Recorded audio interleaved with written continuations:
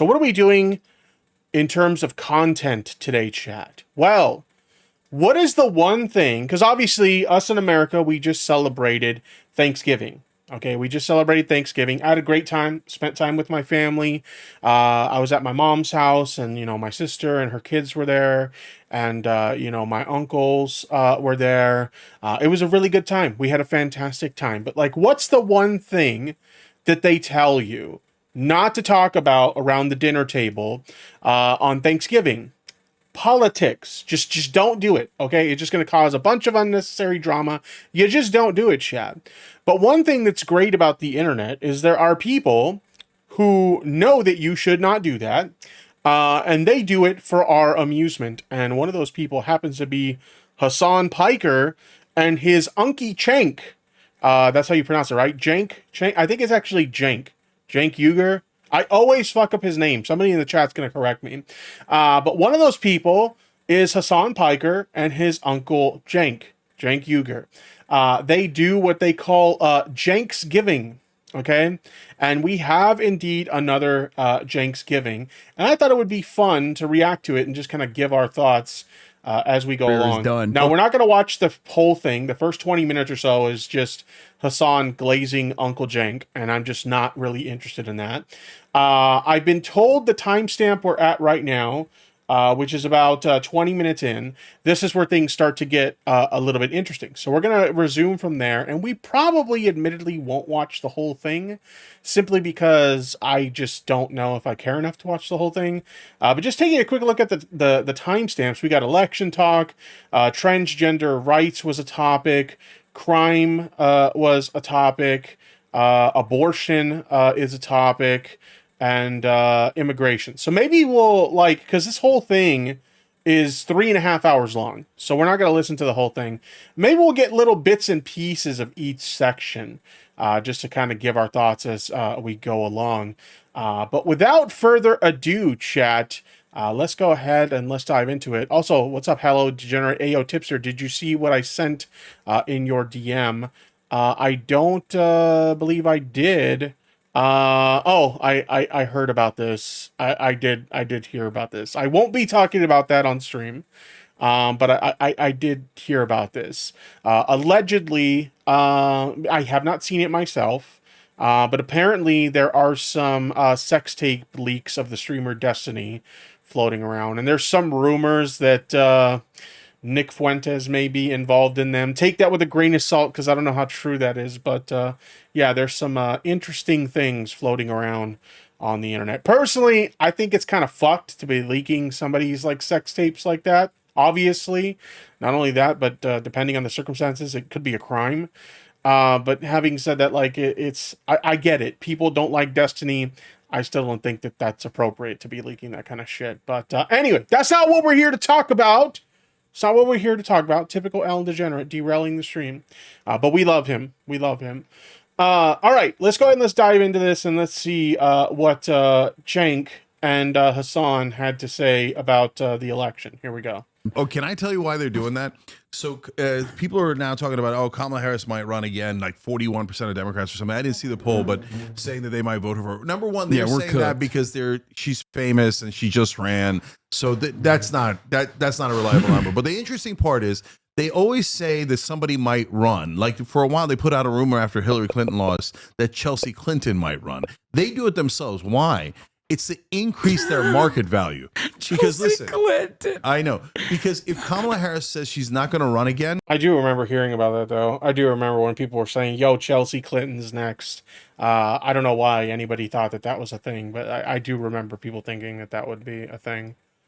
Well, then her book is less interesting. She gets less for her speeches because right now, though, if she says I might run again, she might be the future president of the United States. Even if it's a 10% chance, 20% chance, the Goldman Sachs and Raytheon, et cetera, are all going to pay her for huge speeches. The book is going to sell more, et cetera. You're more marketable if you say you might run again. That's why they literally do it as a business tactic. So she's not going to run again. I got a bold prediction for you guys. Head of USC, President, Dean, whatever. We should run woke Stone Cold Steve Austin. Wait, is Stone Cold Steve Austin woke? Because, like, nothing about that guy seems woke to me, but maybe there's like new lore in regards to Stone Cold that I'm not privy to. That would be interesting if that's the case. I don't think they'll run Kamala again, considering how like poorly things went with this election.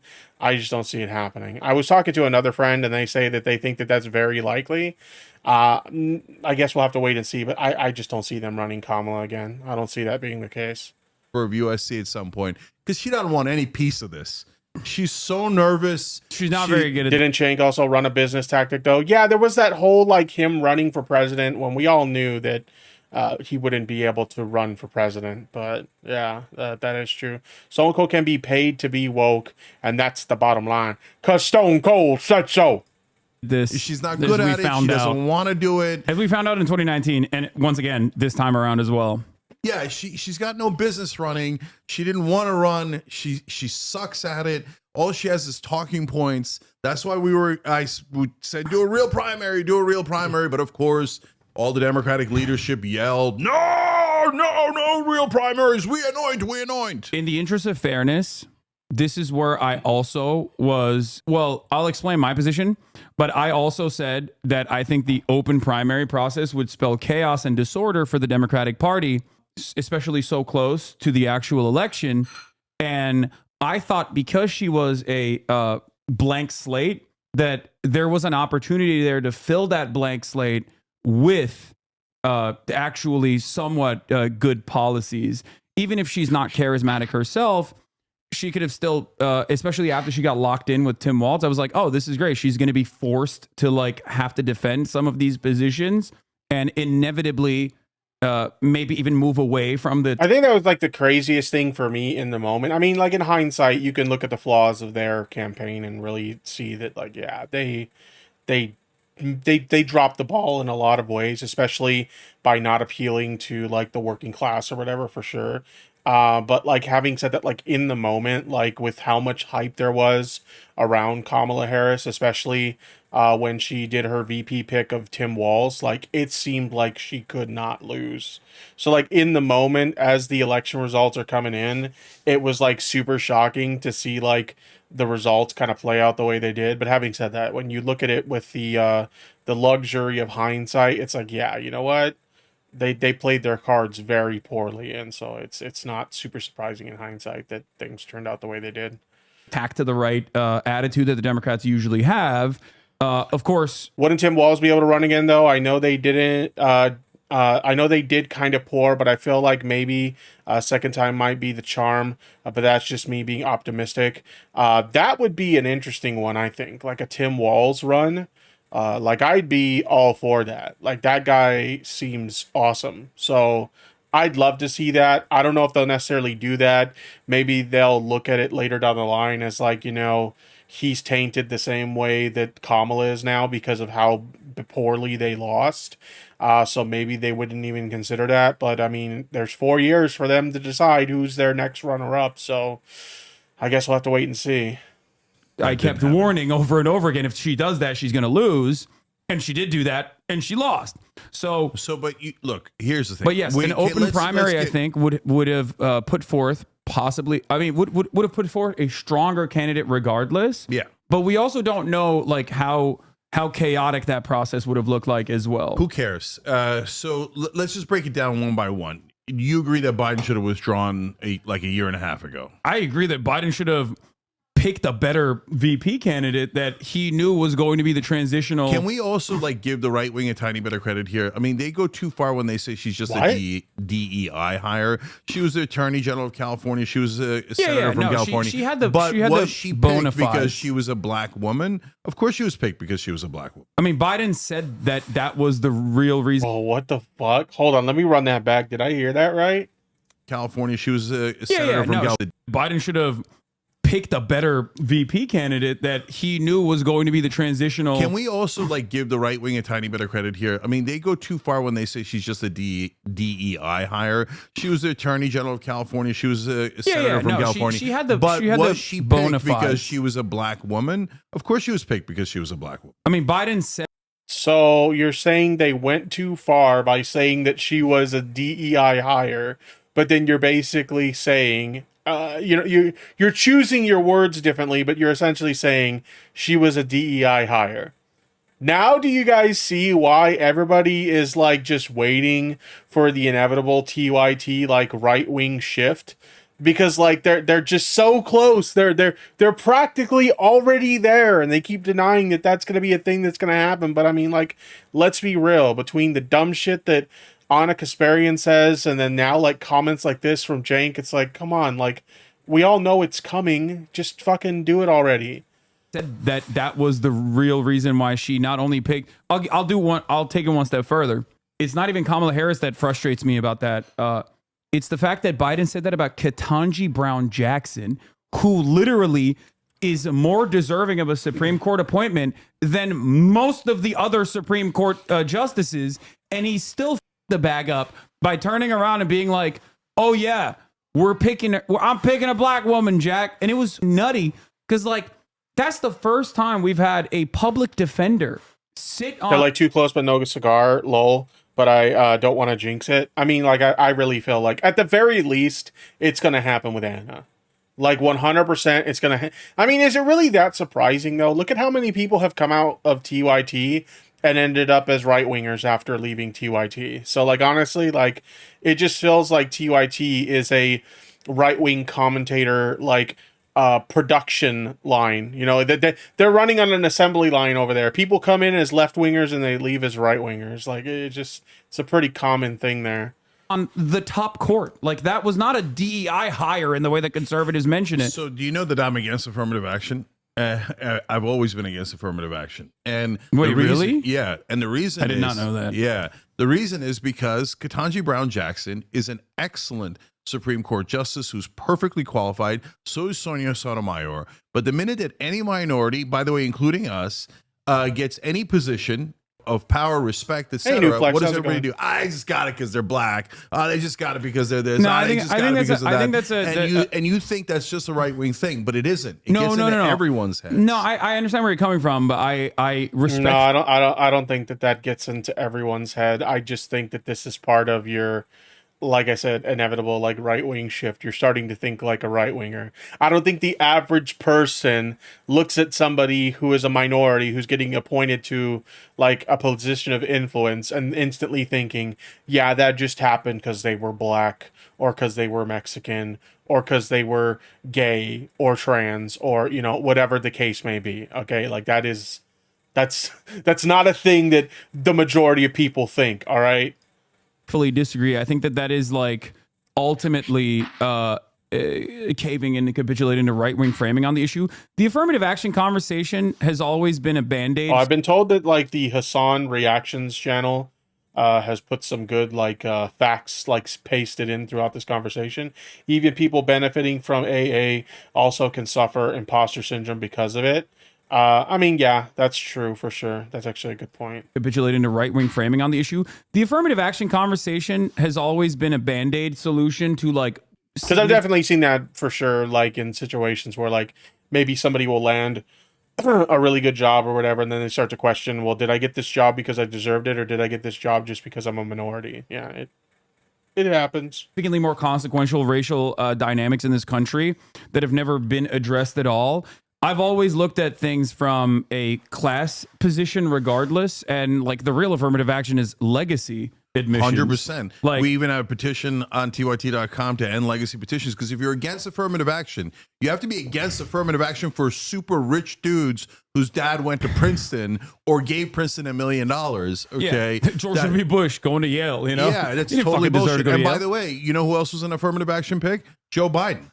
Because Obama picked him because he was an old white guy. He's like, I don't really care. Old racist white guy who has like gas. You know that with absolute certainty, because in his final list, he had a big list in the beginning, but in the final list, it was only old white men, because they knew they had to balance the ticket because he was a young African American. So let's not pretend that they didn't pick on demographic information. No, but Obama did, and so did Biden. Yeah, but also it doesn't work in that direction regardless, because like obviously the underlying sentiment is that like, you know, affirmative action is not the reason why people think black people are undeserving of their position in society. They already thought that, and now they're using affirmative action to, you know, continue to compound on that argumentation. But it does compound. And I hate that it compounds because it's not true. I'm more like the process itself in terms of like affirmative action in general, albeit is still, like I said, not a good solution to systemic racism and inequality that persists, and black people being consistently underserved in American society even now. Yeah, even when I recognize that, it's still not like, you know, anything that moves the needle in an appropriate direction. Mr. Cad in the chat says, is anyone stoned while watching this? Because I can't get stoned. I wonder what this weird ass debate would sound like if you were stoned or drunk. No offense. It would probably be more palatable if you were stoned, honestly. It would probably be more palatable in that sort of circumstance. Is fine. Like I don't have an issue with it, especially if it's like, for example, making colleges more diverse in general.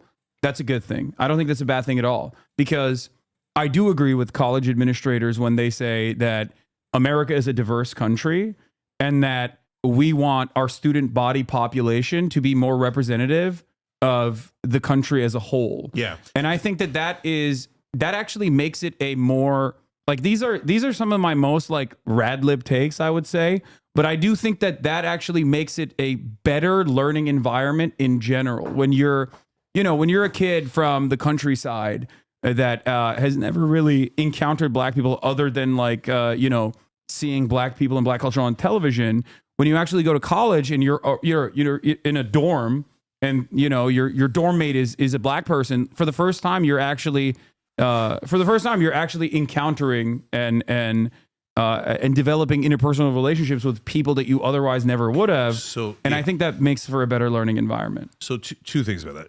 Look, as you were talking, I came up with an analogy here. Let's see how it goes. I view affirmative action as kind of a counterproductive Band-Aid on a wound. So the right wing says the wound doesn't exist.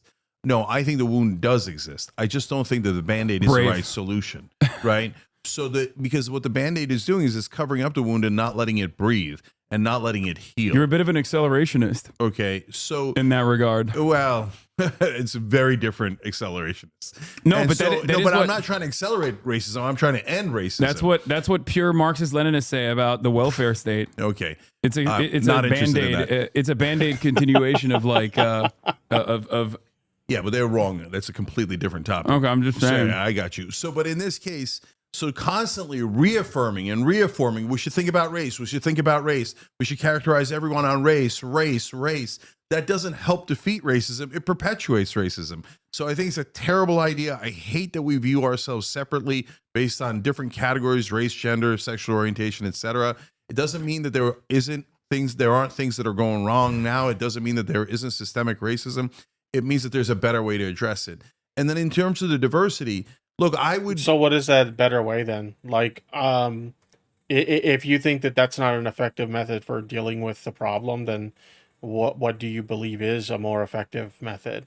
Because I see this often, like a lot, where like people will say like things like, in this case, like, oh, affirmative action, it doesn't work, it doesn't fix the problem, but they'll never like propose any like alternative solution.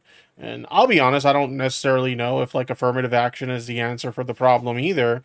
And I'll be honest with you in saying that I don't necessarily have a solution, but you have these people who are definitely more well-versed in these topics than I am. And they go on and on about how like this doesn't solve the problem. Okay, so what does though?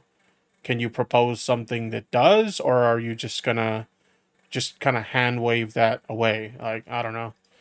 Because I would be genuinely interested in hearing like other like suggestions for how do you deal with the problem of race in this, racism in this country.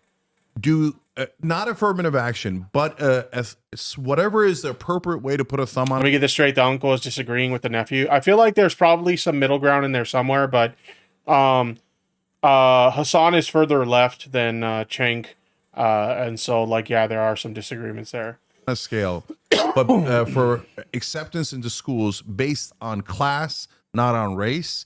And it's not because of class dynamics and I don't want the rich to go to good schools, etc. No, I'm saying that if you came from a poor background, I don't give a goddamn if it's from the hollers of West Virginia or your black kid in the Bronx. if you rose up and got great scores and great grades in a situation like that, you are more likely to be successful. It's not just that it gives you diversity. What it gives you Confucianism is, pilled. okay, I'm what pilled? Confucianism pilled. Okay, whatever the that means. Yeah, no, you wanna. Yeah, this is once again, Jenkins Dengus rise up. You know, you want a Chinese style meritocracy, pure meritocracy, pure meritocratic approach. Now, the problem with that is that when you have underserved communities consistently, you got to put your thumb on the scale in a certain place because we don't have true equality of opportunity in this country, and obviously, people like yourself and myself, that's what we're advocating for. Republicans will turn around and bastardize that critique it by saying, you want equality of... Yo, thank you, Jazz Dog. Dog TV became a subscriber. Thank you. Here. Well, welcome. It's good to see you here. Always good to see you in chat, Jazz Dog. outcome. We don't want Hope you're doing equality of well. outcome. No, I we definitely want don't true want it. equality of opportunity.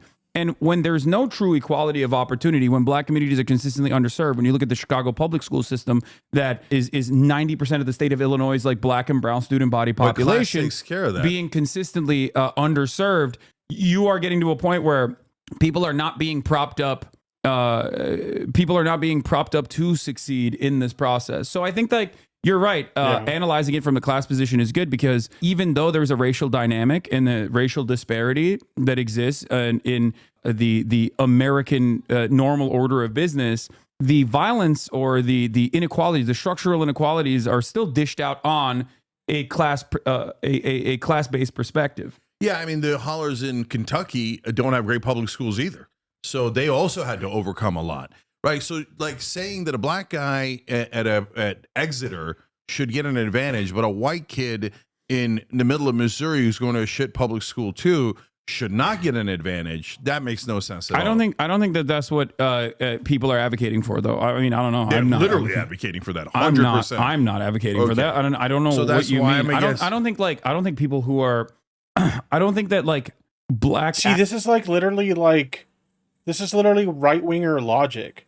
That like they feel like, oh, you know, somebody's like better qualified for a position, and they don't get it because they're white, and instead they choose like the black guy because DEI or whatever. Like this literally feels like if Jank was like some like young dude just getting on the internet and falling down like the fucking alt-right pipeline. Like I feel like Jank in private has been watching one too many quartering videos or some shit.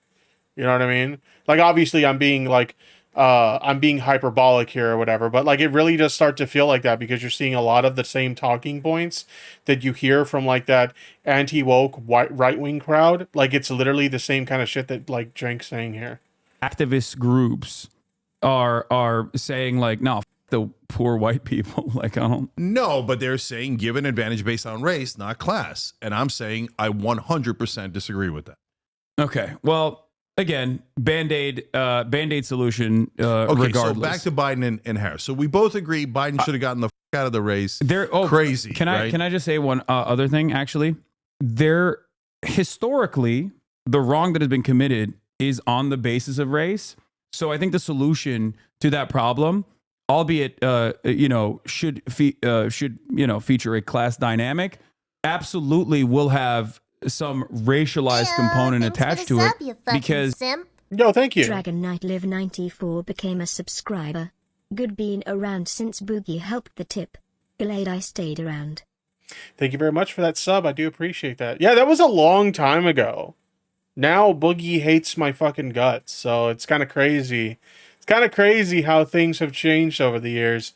Boogie, for those of you guys who don't know, there was like this incident where like some troll was trying to like flag down my channel, and Boogie did like an interview with me about it on his channel like ages ago to try and like signal boost the issue, which was awesome, you know, especially since back then I was like a big Boogie fan.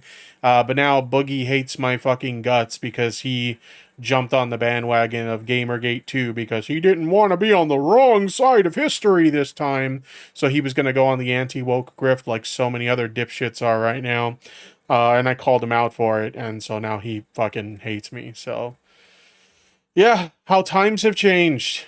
you can't right a historic wrong by simply being like, yeah, we're just gonna. So look, this is really important. So let's talk about balance, because in the beginning, Yeah, Boogie, the Gamer Gators were so nice to you last time, so now you're gonna side with them, right?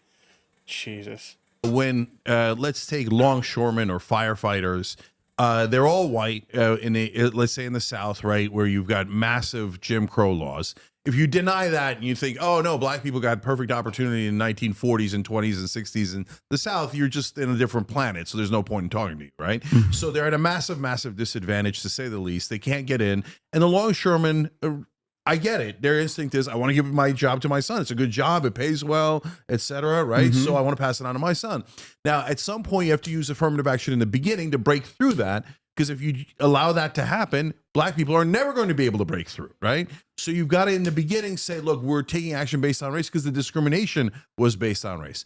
But if you do that forever, then you never break the racial paradigm, right? We're always thinking about race and we're always separating based on race. So it can't be forever. It can't be never. So then the question becomes, when do you end affirmative action? And we started in the 1960s. Here we are in 2024. If it hasn't worked by now, I got news for you. It ain't never going to work. Yeah, so but it's that's the wrong but that's also solution to a real problem. But that's also because, like, it's not, it hasn't even, no, Cenk is not saying racism is over. Pack it up, guys. No, he's not saying that. I literally said that's not the case. The wound still exists. The wound is real. Yeah. And I literally said systemic I racism think is real. Maybe So you might should- maybe you might not like this, but I do think that reparations is part of the solution to this, albeit it's politically impossible to get through in a country that is so resilient in their interpretation of whites, how much they've internalized white supremacy. But again, reparations is a super interesting, nuanced conversation. So on the one hand, and I'll give credit to Marianne Williamson here, I thought she phrased it best back in 2020 when she said a debt is owed. And that is actually very literally true. Yeah. So we used the country at large and the country I love. And yes, we came to it much later, but that country took advantage of all of that free labor to build what Last stream, Boogie broke the table. What the hell? What was Boogie doing that he broke a table? The fuck? we love and what we now take advantage of and what we came here for, right? So hundreds of years of free labor, no matter what your race is or what your condition is unacceptable. They never got paid for that. It's a massive robbery from African Americans in this country. So I not only acknowledge that, but I'm enraged by it. But now, what are we going to do? If you propose a reparations that's so extreme as San Francisco did, where they're like, oh, any black person can buy a house in San Francisco for $1. What the What? Okay. What do you? I don't even know what you're talking. Whoa, hold on. Is that a real thing? That's Chad. Does anybody know if that can't be a real thing? What? Yeah, FEMA supervisor got fired after telling a bunch of workers not to save a bunch of houses with Trump signs on them during the hurricane cleanup efforts. But there was a lot of misunderstanding because of some stuff that came out later about some conspiracy theories that I've been floating around. Someone correct me if I'm wrong, please. I have no idea what that's about, and I don't know. I have no idea what that's about. Sorry. Hold on. What are you talking about? Had this insane thing where they're like, okay, now every white and non-black, including Latinos, including Middle Eastern, Asians, etc., have to give money to black people in this city or in this town where they passed it. Wait, hold on. Let's just take a look ludicrous. at it. Let's analyze it Yeah, let's source this shit because this shit sounds insane. a little bit because this seems a I'd little love kooky. to. You're going to see how insane it is. This seems a little bit kooky. So proposals include financing debt forgiveness, guaranteed annual incomes for families and homes in the city for $1. San Francisco backs reparation plans, including $5 million to eligible black adults. More than 100 recommendations included payments of $5 million to every eligible black adult, the elimination of personal debt and tax burdens, guaranteed annual incomes of at least $97,000 for 250 years, and homes in San Francisco for just $1 a family. San Francisco lawmakers heard that's real. That's the Guardian. They heard I know. They heard a range of options. Sometimes people have ideas.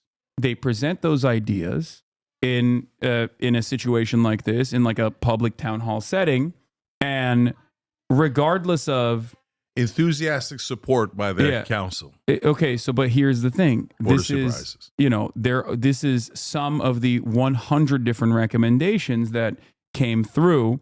and it doesn't seem like they followed through on this or any number of these different reparations plans. It's like people have a multitude enthusiastically received. I think saying that is very different than follow. Yeah, I mean, like that's like a suggestion that, like, for so many reasons that just wouldn't work, obviously, right? But yeah, going through on it as a part of your legislative agenda. So my point was there are extreme proposals on reparations that make no sense. Okay. And you're agreeing. It makes no sense. Okay. Right? That's a ludicrous position. Yeah, right? but So this is that's a really crazy idea. I don't think that would ever work. Is there a way to do reparations in a way that does make sense? And I think the answer is yes. I don't think it's giving black people a house for $1. I don't think it's giving them money, etc. But the new school has proposed some interesting ideas, including, hey, what if we provided tax breaks that would be material in buying housing for African Americans? So, well, okay, that's interesting. Because now, or you've created a fund that allows them to turn it into an education fund for their children, right? This person also has a good point. We should have a ceasefire in Gaza has also been enthusiastically received by the Biden admin. Didn't mean they did a damn thing because politicians but we're not arguing, guys. If you think it's absurd, great, fantastic. We all agree it's absurd. I don't think that there are. Yeah, there's like plenty of things that will get like enthusiastic support from like a political party or like a group of people or whatever, and it still doesn't like become a thing.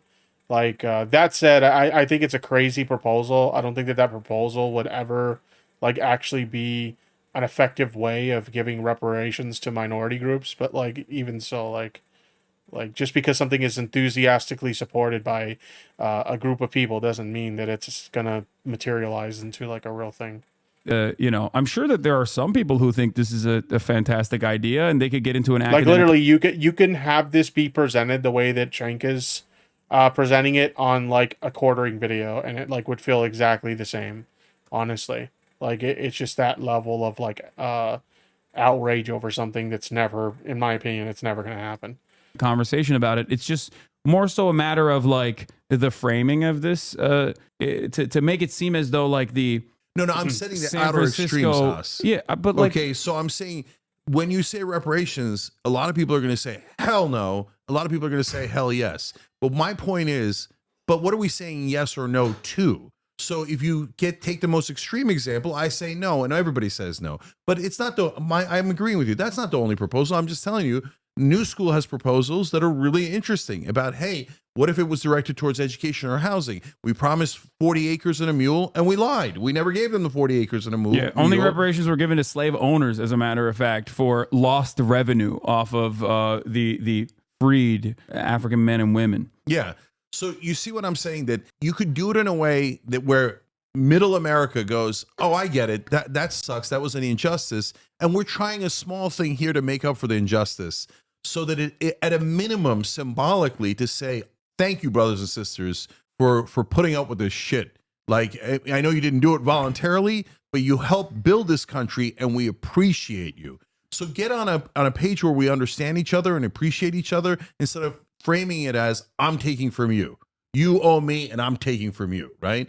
So that perpetuates a wrong cycle. Whereas but in order to do that, Haas, last thing on it is you've got to have like truth and reconciliation, just like South Africa did. Here's all the fucked up shit we did. South Africa's, South Africa's Reconstruction period also was not a great But truth and reconciliation either. Was excellent. So that portion of it was great because they said, here's all the terrible things we did. Guys, it doesn't mean that white people today are racist. It doesn't mean white people today are awful. It doesn't mean all white people are the same. It doesn't mean any of that. What it means is in the past, there were terrible things that were done. And here's us trying to make up for it in some small way that the country agrees to and we're all on board for. And sincere apology and a sincere thank you. And now, from now on, let's move forward. Let's move forward and cut all the talk of like race this and race that and gender this and gender that from both sides, by the way. The right wing starts more identity politics than the left wing does. So now the right wing guys, their heads will explode. What do you mean? You guys try to find wedge issues on everything. And then you go more and more in extreme. And I think you guys, Haas, fall into that trap way too often. We'll get to that later. That is super true, though. Like, you'll see like right wingers be so outspoken against like identity politics or whatever and how much they can't stand that shit. But But if you look at a lot of the things that they complain about, like it's literally that. It's literally them bitching about things that are related to like identity politics or whatever. It's one of those things where a lot of times they amplify an issue to where they care about it more than they claim the other side does. Wait, let's get to it now. Okay. What do you mean by that? So you know what we're going to talk about, the trans issues. So on trans Okay, here we go. issues, Things as are an about to get example, interesting. over 60% of Americans agree. They, of course, they should have the same constitutional rights, same rights to housing, employment, rules against discrimination, etc. Does 1/3 of the country disagree? Yeah. Sad day for them. 2/3 of the country agrees trans people should be protected. I'm 100% on board for that, right? And if you're a right winger and you go, no, man, they're weird, they're different, they're blah, blah, blah, and I'm going to hate them. Well, good luck to you, brother. I'm not going to hate them, and I'm going to protect them, okay? But so that didn't work for them. So they went digging. So then they go, okay, we should ban trans people from the military. Did you read the New York Times article I told you to read on this the last time we had this conversation? I'm not sure I did. About how, okay, so... you know they went digging. Yeah. So what you're describing is what I was explaining to you, that the Christian groups, the right-wing Christian nationalist groups, in the aftermath of the failed initiative to do a trans bathroom bill in North Carolina, at a time when Donald Trump was pro-trans, openly stating he was pro-trans, openly criticizing the North Carolina legislation, saying leave it as it is, nobody cares, Caitlyn Jenner can piss in whichever bathroom she wants to piss in as long as she's pissing in Trump Tower. When all this stuff was happening, there was definitely a different attitude overall. I think part of that was because, just like you also recognize, most Americans, like, they just think trans people are being discriminated against and unjust. The bathroom shit is like it's such a stupid thing to get like worked up about, because like I can guarantee you there's a chance that so many of these people that get outraged about this shit have probably used a restroom with a trans man or a trans woman, and they had no fucking idea, no fucking clue whatsoever. And it doesn't matter. At the end of the day, the people who are going to the bathroom, they're there to go to the bathroom. Okay, they're not there to do anything malicious or anything. Like, sure, maybe there are like some outlier situations where somebody does something really terrible in a bathroom or whatever the case may be. But the reality is, if somebody wants to do what a lot of these right-wingers are claiming, they're claiming that they want to sneak into the bathroom while pretending to be a woman so they can assault women in the bathroom. If somebody wants to do that sort of thing, they're going to do it regardless of like the bathroom situation or whatever. Like, they don't give a fuck. Okay, they're not going to pretend to be a woman just so they can assault women in the bathroom. Like, it's ridiculous. Okay. I just don't see it as big of an issue as people are making it out to be. Like, I saw the funniest thing not too long ago. There was a tweet from Brianna Wu, because Brianna Wu, she's like on that, like practically on that right-wing grift now too. But like, she started getting really upset about, the whole bathroom stuff that's going on right now with, what is that person's name? Nancy, maybe somebody in chat will know who I'm talking about, but she's really pushing hard for, not allowing trans people. Nancy Mace, thank you. She's really pushing hard right now for trans people not to be able to use, the gender appropriate bathrooms. And we have Brianna Wu like, please don't do this to us. Don't do this to us. And I remember seeing that and thinking, yeah, like, it's kind of like what everybody told you, that pandering to right-wingers just doesn't fucking work. Is it this one here? Let me see. No, it's not this one. I'm trying to find a specific, okay, I found it. Let me show you guys this, because this is really ridiculous. Here we go. But it's one of those things, in the grand scheme of things, it really doesn't fucking matter. So this is me tweeting, it's almost like pandering to the right doesn't work, Brie. It's almost like we told you so. Shocker. She tweeted, I've probably gotten 400 to 500 messages from Trump voters telling me not to worry about my rights being rolled back, that they don't care about adults like me do, and it's children they care about. What have I said a dozen times, chat, on this stream when it comes to trans issues?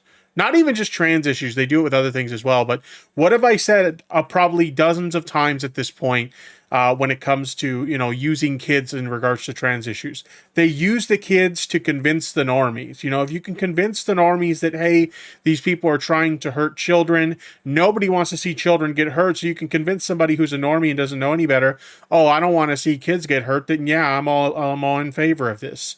When they target like the trans rights of like, trans youth or whatever. But the kids is just the entry point, okay? They use the kids to get the normies on board, to get them to vote for their positions, and then they sneak in, oh no, we're taking the rights away from trans adults as well. Well, I thought this was just about the kids. It's because it was never about the kids. It's just outright bigotry. So yes, Bree, you were lied to.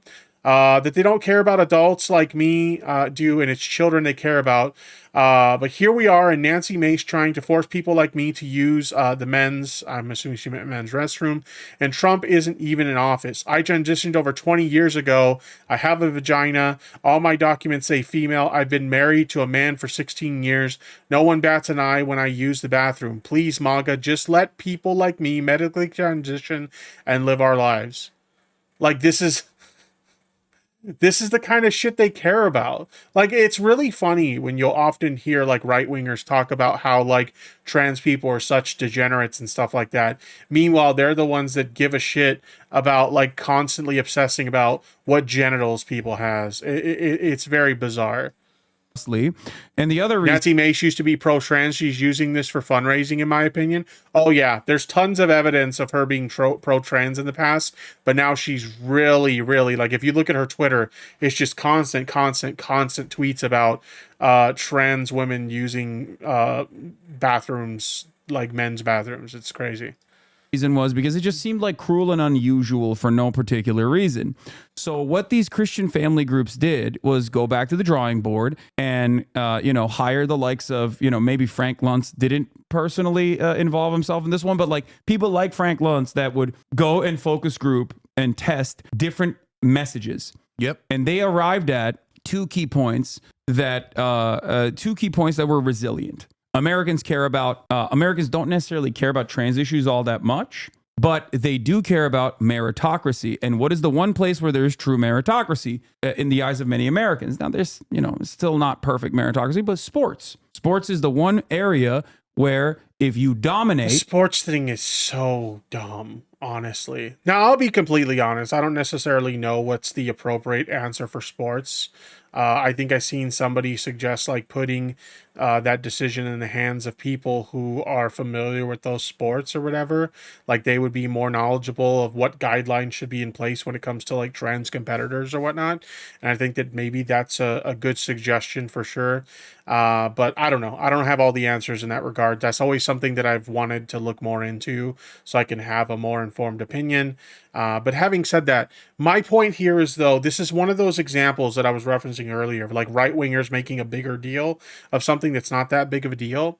If you actually look at the numbers of like trans competitors in sports, whether it's like high school sports or university sports or, like professional sports, things like that, the number of trans people competing in sports is so tiny. It's barely a little tiny blip on the radar, but they make it this massive thing to where if you didn't know any better, you would think that there was this huge influx of trans people, coming into women's sports and just dominating all the cisgender women, and it's just not happening. And the funny thing is, if you actually look at like a lot of these trans competitors, they actually aren't outperforming a lot of the cisgender competitors. So it's like, it's this issue that they fabricated in their heads of like this being a big problem that needs to be dealt with. And it's like, it barely exists. Okay. It's basically a non-issue, but they've made it an issue because they don't actually care about this shit. What they care about is being fucking bigoted and just wanting to like erase trans people from existence. That's essentially what it comes down to. If you're good, you're going to dominate. If you're dominant, I don't get it. I've never understood this like obsession with how other people live their lives. Like, I'm not trans, so like while I do understand a lot of things about like trans issues and whatnot, I'm not trans, so I don't understand the entire like trans experience or what it's like to live your life every day as like a trans person. But at the end of the day, like, they're not hurting anyone. They're just like existing. So what the fuck is the problem? Just allow them to live their lives happy, healthy, and the way they want to. So like, why does it matter to you? Like, I will never understand. It will never compute in my brain how like these bigoted sacks of shits give so much of a fuck about how other people live their lives. Just you do your thing and let them do theirs. Is it really that hard? I don't understand. You're gonna get elevated, right? So they packaged anti-trans sentiment with sports and specifically children's sports. Yep. Right. And that is. And the skateboarder who complained about losing to a trans woman but lost to a child, she said that women shouldn't even have a right to vote. It's a man's job. Taylor Silverman. Jeez. That is fucking insane. Where we arrive at, what, 60% of the country or even larger percentages than that don't think trans women should be participating in. It's always about the kids. It's like I said before, they make it about the kids because then they can convince the normies that, oh man, like if because it's like Hassan said a second ago, it is true. The average American doesn't give a fuck about trans issues. Now, granted, that don't necessarily mean that in like a negative way in the sense of they don't care about trans people. It's not that. Okay, like if you were to explain to them like a lot of the issues that trans people deal with their rights potentially being stripped away and whatever, if you were to actually sit them down and explain it to them, then I'm sure they would say, oh, well, you know, like they should be able to live their lives however they want. Like, yeah, that shouldn't happen or whatever. But like just on their normal everyday life, just living and existing in the world, these are not things they think about. They don't live these experiences, so they don't understand them, so they don't think about them. And that's actually understandable, right? If you're not, you know, living that experience yourself, or you're not, you know, associated with people who live that experience, it's understandable that it wouldn't be something that would be constantly like on your mind, right? I don't mean that like in a negative way that, oh, they don't give a shit about trans people. I don't mean it like that. It's just they don't care about these issues because they don't understand them. They don't experience them throughout their day-to-day life. So it's not something they constantly think about. But when you take someone like that and you explain it to them in a way that you're able to convince them, these people are hurting children, this is an issue you should care about, and we should not allow that. Nobody wants to see kids get hurt. Nobody. Not a single person wants to see kids get hurt, unless you're some fucking freak or whatever. But the average person doesn't want to see kids get hurt. So if you can convince them that a group of people, in this case trans people, are hurting kids by transing them against their will or whatever the hell, then yeah, you can convince a lot of like normies that like, hey, this is something that we need to eliminate, and therefore get them to vote in favor of things they otherwise might not be in favor of. It's just the right is constantly using kids as like a target, or in the case of like the women's sports thing, they'll pretend like they give a shit about women. Okay, this is the funniest thing. This is why I always laugh when they're like, oh, we got to protect women's sports. Those same people will talk about how boring women's sports is and nobody takes women's sports seriously, and they don't have a problem with the fact that, you know, the men's NBA makes significantly more, the competitors make significantly more in the men's NBA than the women's NBA. There's like a massive amount of inequality there, and like they don't watch women's sports because it's just boring and like all this shit, and they'll also turn around and like take the rights, you know, reproductive rights away from women. So it's like, you don't give a fuck about women. You're just using that to try and fit your little narrative against trans people, and you don't actually give a fuck about this issue in regards to kids. You're just using that as a way to, you know, get people on your side in terms of your like, you know, bigoted positions or whatever. They don't give a fuck about this shit. They give a fuck about it when it fits their narrative, and they don't when it doesn't. Does that make sense? Sports with cis women, specifically trans girls, you know, competing in athletic That's another interesting thing, as Emmy pointed out. You don't see anyone complaining about trans men in men's sports. It's never about trans men in men's sports, ever. Nobody gives a fuck about that. But it's the women in the trans women in women's sports. With and again, let me remind you, this sports issue is practically a non-issue. It's not an issue. Okay, there are so few competitors that are trans in sports to begin with, because you got to remember, the overall global population of trans people is less than 2%. Okay, and keep in mind, not everybody's into sports. Okay, obviously a fat fuck like me isn't into, playing sports. Funny enough, I actually do enjoy playing sports. I just don't because I'm fat and lazy. But that's a whole nother topic. But in any case, it's a very small percentage of the overall global population of people that are trans, and an even tinier fraction of that already small group of people are playing sports.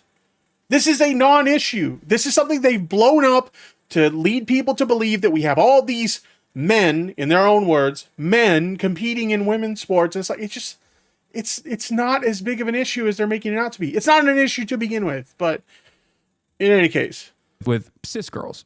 Yeah. So that's exactly my point, Haas. And No, when they laid that trap, first of all, the right wing should acknowledge. I believe it was either a high school or college wrestler. Yeah, there's this infamous picture that they will use of a transgender wrestler completely destroying a cisgender wrestler. And the funny thing about it is there is a cisgender wrestler competing against a transgender wrestler in that picture. This is true. They are competing. But the one that's getting destroyed is the transgender person by the cisgender person. Like, but they flipped them because obviously the original framing of it, the actual true framing of it doesn't fit the narrative of trans people are destroying cisgender people in sports or whatever. They flipped it to fit the narrative. It's really funny how dishonest they'll be in order to fit their little shitty narratives. That was identity politics being played by the right wing. It's also like when they went after Iman Khalif in the Olympics, going, look we have men competing against women in boxing in the Olympics. She's not a man. She's not what about her chromosomes though? And it's like, she has an intersex chromosome condition, which is a thing that does happen. But she was born a woman. She has lived her whole life as a woman. She has trained as a woman. She has competed her whole life as a woman. She is a woman, okay? I get that you guys are so mush-headed that you don't understand that, yeah, sometimes, deformities occur in childbirth or, there's genetic conditions that can cause things like, these intersex conditions that can cause things like, male chromosomes in a female or whatever. That doesn't instantly mean trans. You guys are so fucking stupid. This is why when it comes to stuff like trans issues, for example, the people who should be making the decisions about what happens with trans people are the doctors who know better and not some dipshit that just hates trans people and decided, hey, I don't think they should have access to things like HRT, or I don't think they should have access to other forms of gender affirming care that are medically applicable. That's why doctors should be making these decisions and not these stupid fucking assholes who don't have any business making these decisions at all. It's ridiculous. Did the polls, they did the studies, they were looking for... Algeria wouldn't fucking send a trans person to the Olympics. It's already illegal to be trans in that country. That's the craziest thing, is they potentially put her life in danger by claiming that she's trans when she lives in a fucking country where it's illegal to be trans. Something that the American people would hate about the left, about trans people, about LGBTQ people. When you go looking and searching and digging on identity, don't tell me you're not doing identity politics. No, this That's is exactly what this you're is doing. identity politics, and the right does it all the time. Now, listen, here's the thing. Later, Mr. Cat, have a good one. You understand this to be a distraction. You recognize that it's a distraction, which is why I don't think either of us are saying that this should be the pivotal. This should play a pivotal role in the top of the line messaging of the Democratic Party, which is that no. This is another thing I don't understand is you have people pointing to the fact that oh, the Dems won, or lost rather. The Dems lost because they pushed trans issues so much. Think about it. Think long and hard about Kamala Harris's campaign. Okay? When the fuck did they campaigned so little on trans issues that trans people that actually did fear losing their rights felt a little bit left out in regards to the messaging from Kamala Harris and her campaign. I see so many people make this argument that Kamala Harris lost because woke and pushing trans issues, and this didn't happen The only time I can recall any mention of like trans issues at all during the course of her campaign was during the debate when it came up as a topic. There was a question from the panelists that were asking the questions or whatever. But like, other than that, like, she barely touched on that as an issue at all. So I really don't understand how so many of these people go on and on and on about how this is why Kamala lost because she pushed trans issues too much. No, she didn't. No, it's very easy to see in hindsight why she lost. I've said this quite a few times at this point. She didn't appeal enough to the working class. At the end of the day, the majority of the voter base is the working class, and all they care about is how are you going to benefit our bottom line? How are you going to help us keep a roof over our head? How are you going to help us keep food on the table? How are you going to fatten up my wallet? And like, I know that sounds kind of like shitty, you know, on the surface, but like, this is an issue that matters to a lot of American people, the working class. And if you don't appeal to them enough in that regard, then you're going to lose votes. Okay? That's why Kamala lost. They didn't appeal to the working class enough. That's it. It doesn't have to do with woke shit, or it doesn't have to do with pushing trans issues so much. They barely did so. So like that's just not the case. Thank you. Stephanie 1768 became a subscriber. Thank you for the sub. I do appreciate it. Have to compete with cis women. I don't think anyone is making that argument at all. No. But I think we should, it would serve us both well to openly recognize, and I think Am I streaming live? Yes, this is live. Welcome to the chat. you do as well, that this hyper focusing on, trans athletes at the high school level all the way to the collegiate level is a distraction that most Americans might have an opinion on but don't necessarily care about. It's not a major driver of turnout. It's not something that people go out and vote for. I don't agree. No. Okay. Well, we can have that argument in a second. I will explain it to you why I don't think it's a real issue. Part of the reason why is that it's just simply not a real issue because do you know the number of trans athletes nationally? So yes, this is what I'm talking about. There's not even that many trans athletes. There's not even that many. Under the collegiate level? No, it's microscopic. It's That's 40. why. The number is 40. Yeah, and Bobby Albo, what's up, you crazy son of a bitch? Welcome to the chat. That's quite the entrance there. Welcome. so like 20 states, 20 red states passed a law against transgender girls participating in high school sports, and they couldn't name one transgender girl in their state that participated in high school sports. Yes. So that's exactly my point. We start with agreement. Even Spencer Cox vetoed the bill in Utah originally, and he actually wrote like a pretty compelling argument as to why he was vetoing it. And governors like Andy Bashar have actually won by higher margins after openly defending trans people in the past in a state like Kentucky, for example. So look, we start with a point of agreement, which is that the right wing uses a wedge issue to drive a wedge between us. Mm-hmm. They go looking for it, and they do it based on identity politics. Okay. So we totally agree on that. We totally agree that it's a microscopic issue that affects almost no one in the country. Okay. Mm-hmm. So when Exactly. It is nowhere near as big of an issue as conservatives make it out to be. It's damn near. I contend it's not an issue at all. It's genuinely not an issue at all because there's so few trans like people competing in sports to begin with. And even if you look at the majority of the trans people who are competing in sports, like the right would have you believe that they are dominating cisgender people in sports. And it's just not the case. Like, it's absolutely not the case. Are there some people winning? Yeah, sure. There are some trans people who are winning.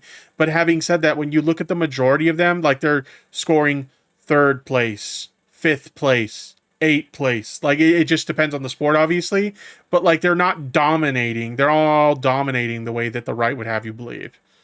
we don't have paid Also, I don't even family, think we don't that's have true. health care for everyone. This is bullshit. I don't even This think is that's meant true. to distract us. I don't We even think disagree it does on how impact to people. react to it. It does actually impact a lot of cis women. There's more cis women than there are trans women, and there are a lot of young girls that this could technically impact.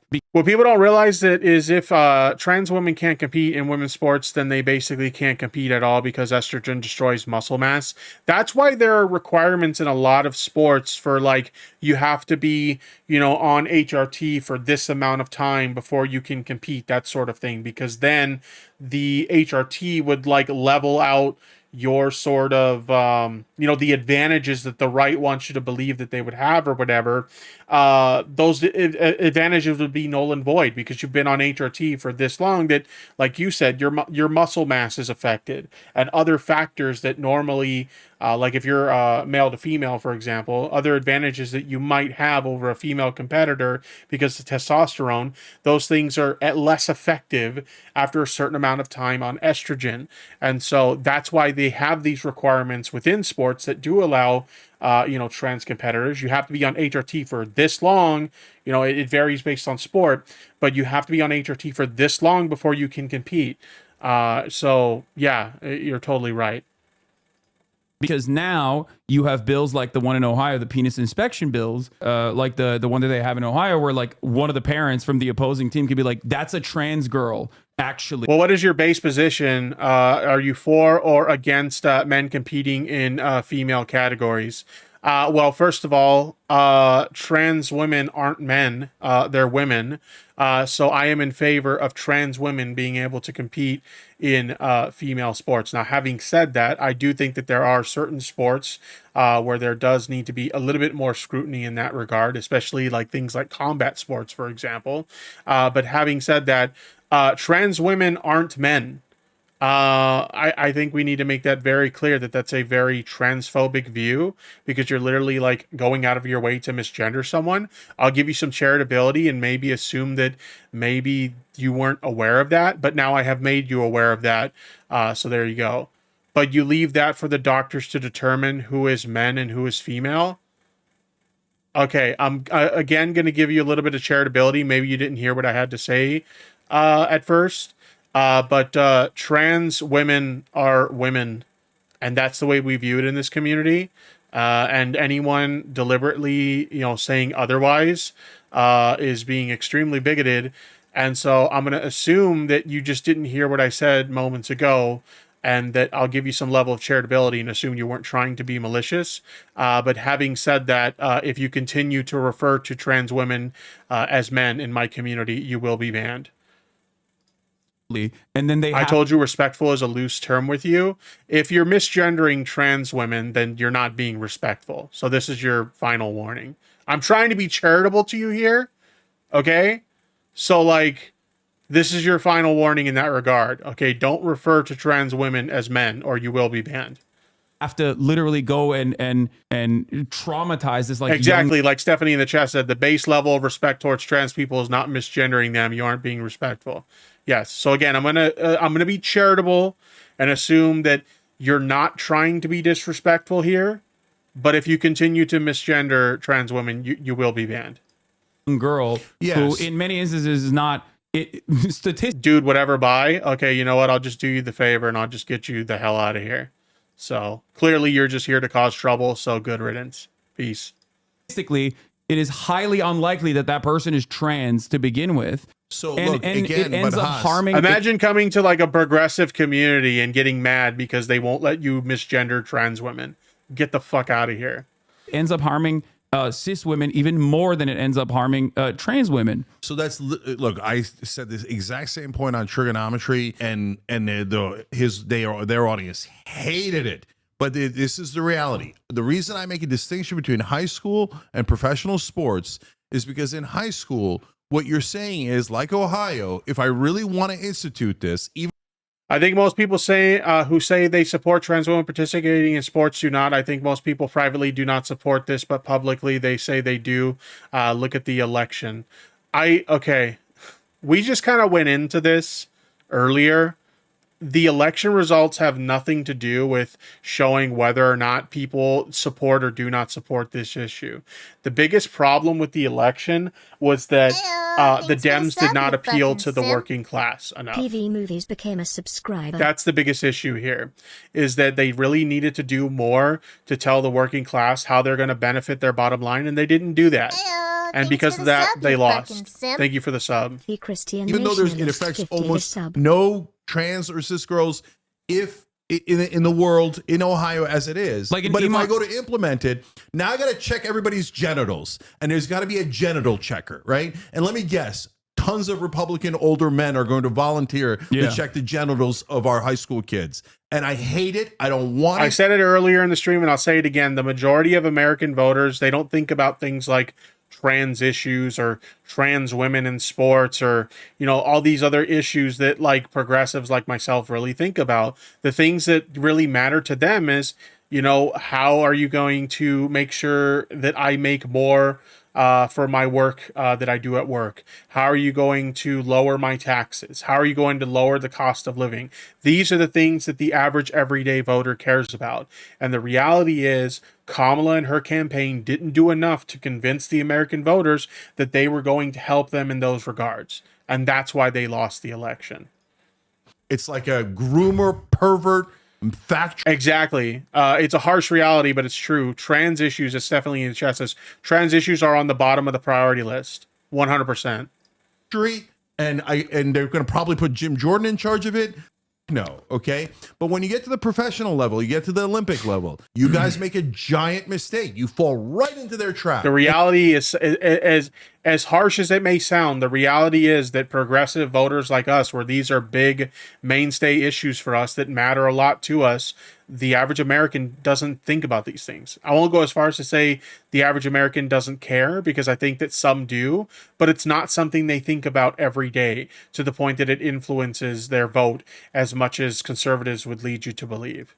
And you go, oh, yeah, sure, they should be able to compete. When the overwhelming majority of the American people do not agree with you, you should let the Olympics and the professional sports decide it on their own. It is not a constitutional right. They have no so-called right to participate in the WNBA. I don't have a right to participate in the NBA. So number one, I don't agree when you go to those extremes. And number two, does it affect elections? Well, we had an overwhelming answer to that in the Trump-Harris contest, because Donald Trump ran the anti-trans ad, which was not about hating trans people, although of course it was perceived as such by a lot of people. And it wasn't about hating trans people. What? He made a very anti-trans statement, and you don't think it was about hating trans people? How else are you supposed to perceive that? What? So, but what it was saying, hey, you guys are giving free surgery to undocumented immigrants who are detainees who are trans. It's too much. Also, the people who are against trans women in women's sports have zero idea how much HRT changes your body. You have to look no further than look up people's transition timelines on Twitter, for example. And you will see just how drastic of an impact HRT can have on the human body. It's insane. Some of these people, if you had never seen a pre-transition photo, you wouldn't even know that they were trans, ever. There's a reason why trans people refer to HRT as a miracle drug, because the stuff that it does to your body is unreal. It's too, and I agree, it is too much. 98% of Americans agree it is too much, right? So instead of saying, oh no, that you guys are right, that's too much, and of course sports leagues, that's fine, and of course no, we're not going to pay for any surgery for a dude who just crossed the border a second ago, right? Instead you guys go, no, let's fight. Oh, for God's sake. And you dig in, and now we're on a losing ground for no reason at all. Can you tell me who on the Democrat? For me, the COVID response and the Biden required people to lock down, including making it illegal for people to go to church and willing to jail. To me, this is fascist. To me, this is why we lost and why they lost and why I voted against them. I'm sorry. Do you live in reality? The majority of the things that happened during COVID, the lockdowns and stuff like that, happened when Trump was still in office, right? Are you forgetting the timeline? Trump was still in office when a lot of these decisions were being made. What are you talking about? Not only that, but the individual states were free to decide how they wanted to deal with COVID on their own. Okay, they were free to make their own decisions. You had states like Florida who didn't do any lockdowns at all. You had states like California who were very strict with their lockdowns. Are you kidding me right now? Do you remember anything that actually happened? Why do you keep losing elections? And AOC's vote share also shrunk. So did it for progressives across the board? Like, but what does that have to do with anything we're talking about here? What you guys are trying to like make this into like this proves that, you know, the majority of Americans don't care about trans issues. No, it doesn't. I've already stated what I believe was the issue with the election. The issue with the election is that the Democrats failed to appeal to the working class. And as a result of that, they lost. It's very easy to see. Democratic Party's campaign was actually saying like, no, we have to issue bottom surgery for undocumented migrants, outside of Kamala Harris saying that in an ACLU questionnaire in 2019. When faced with the question, what will you do for trans people? She just gave that answer, which was a bad answer to give regardless. But was there like a hyper focus from the Democratic Party's campaign that I'm missing? So Trump starts running the ad, and it instantly jumps to the most effective ad according to Trump's internal numbers and according to Kamala Harris's internal numbers.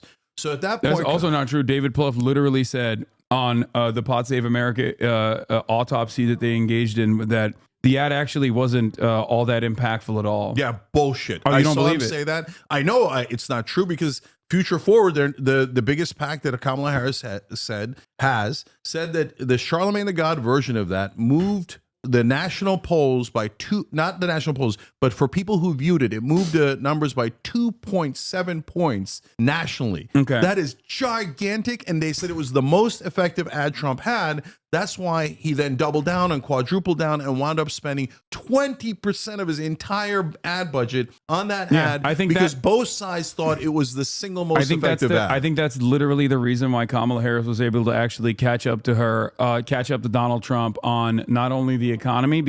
Why have a separation of men and women's sports then? Why not just men and women compete in just sports? People do not want this because women cannot compete with men. Okay, so you already heard what I had to say to the other person who was misgendering trans people in my chat, and you clearly are just going to do it yourself. So get that ass banned. We don't allow bigotry in my chat, so get the fuck out. Peace. Because of their hyper focus on the trans shit. But You here's thought where that helped Kamala Harris? no, I don't. I think that Imagine coming into my chat and being like, we're going to be respectful. Can we have different opinions as long as you're respectful? Yes, you can. You can have a different opinion as long as you're respectful about it. But if I'm telling you, hey, it's bigoted to misgender trans people, and you're going to come into my chat and you're going to intentionally misgender trans people, even after I've already told you that, then you can get the fuck out. You're not welcome here. Have you been, Tipster? I've been doing great. How are you? this kind of hyper focus on a marginalized group is not moving people to go out and vote in any meaningful capacity for some of the reasons that you also mentioned, but also because most people don't know who the trans people are. They've never met a trans person. They don't give a shit. They just care about the economy. And when you're literally this, oh my God, you guys know I'm not like the biggest fan of like Hassan or whatever, but literally this. If you look at, like, even if you look at the polling data leading up to the election, when they asked people, what are the things that matter to you the most? Every single person, the economy, the economy, the economy, the economy, the economy. All these right-wingers who think that, oh, this is proof that, you know, the average everyday voter doesn't care about woke stuff or whatever. Or like they agree with us on the trans issues and stuff like that. No, it's not proof of that at all. The main thing that the average everyday voter gives a fuck about is the economy. And when you have one side telling you, this is what I'm going to do to fix the economy, granted, like his whole tariffs plan and everything is going to fuck us even more, but they don't know that, right? So if you got one guy saying, this is what I'm going to do to fix the economy, and you look at the other side, and it's like radio silence on that issue, who do you think that the everyday voter is going to vote for? The average normie, they're going to vote for the guy that has a solution for a problem that fucking matters to them. hyper focusing on just like, you know, even if his solution is garbage, like anybody with a functioning brain could look at like the tariffs thing and say, that's not going to fucking work. You're only going to drive up the cost of living even more, right? But the average normie they don't know any better. They're like, oh, you want to charge me less for tax, and you want to instead charge like these foreign companies who are importing goods into. Yeah, sure, I'm all for that. Until they realize it's going to drive up the cost of living for them. Goods are going to cost even more for them because of the tariffs. He's even talking about imposing tariffs on Mexico and fucking Canada, and these are places that we import a lot of things fairly locally from. Like, it's going to be bad, and they don't even know it. But because he had a solution and she didn't, they voted for him, even though his solution sucks. People and like dominating trans people or some shit, even if it's something that they agree with, they're like, after a certain point, there is outrage fatigue. And I think on the trans issue, we like consultants and people who are hyper focused on the media care far more about the effectiveness of ads like that than the actual Americans that went out and voted. And you saw Except this reality. We lost, they won. No, I know, but okay. So I mean, like, it's so in the. I'm doing fine enjoying games, but avoiding politics because it's rather boring. I got a nice drink. Make sure to keep yourself hydrated, my friend. Yeah, as I've gotten older, I've become a little bit more interested in politics, so we do tend to talk about that on stream. But I understand it's not for everybody. We play games sometimes here too, so if you ever want to come hang out when we're gaming, feel free. And yes, I am staying. Okay, I'm definitely staying hydrated. I have this water here. I have another water queued up. I got another water queued up. I got another. We're staying hydrated, okay? Lots of hydration going on. I promise you that. But yeah.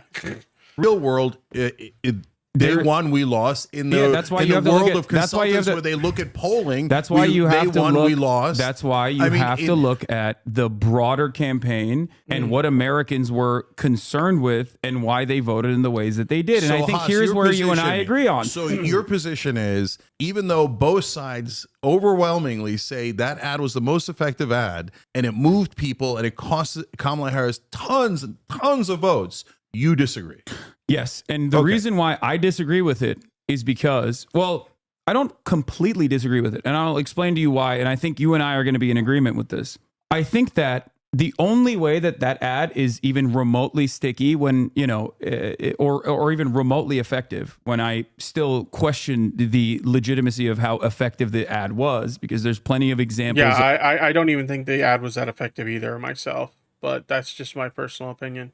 Anyway, I want to take a look at some of the other issues that they address. So let's skip real quick to the crime one. Because again, I don't think we're going to have time to like watch the whole thing, but I want to see what their comments are on crime. Wing grifter and blah, blah, blah, blah, blah. So let's do crime. Did crime have, you and I had a huge debate about it, and you thought it's not going to affect elections, and it obviously did affect elections, Haas. So, I mean, here in California, first of all, Donald Trump picked up 10 counties overall. He closed the gap between Kamala Harris and himself massively in California. George Gascon lost 60-40. The mayor of London Breed, mayor of San Francisco, lost overwhelmingly. The mayor of Oakland got recalled 65-35. Prop 36 passed with a 70% approval. Yeah. So the Democratic voters of California said, yes, crime is real. And yes, we hate it and do not want more crime. We want less crime. Those are Democratic voters. So can I ask you something?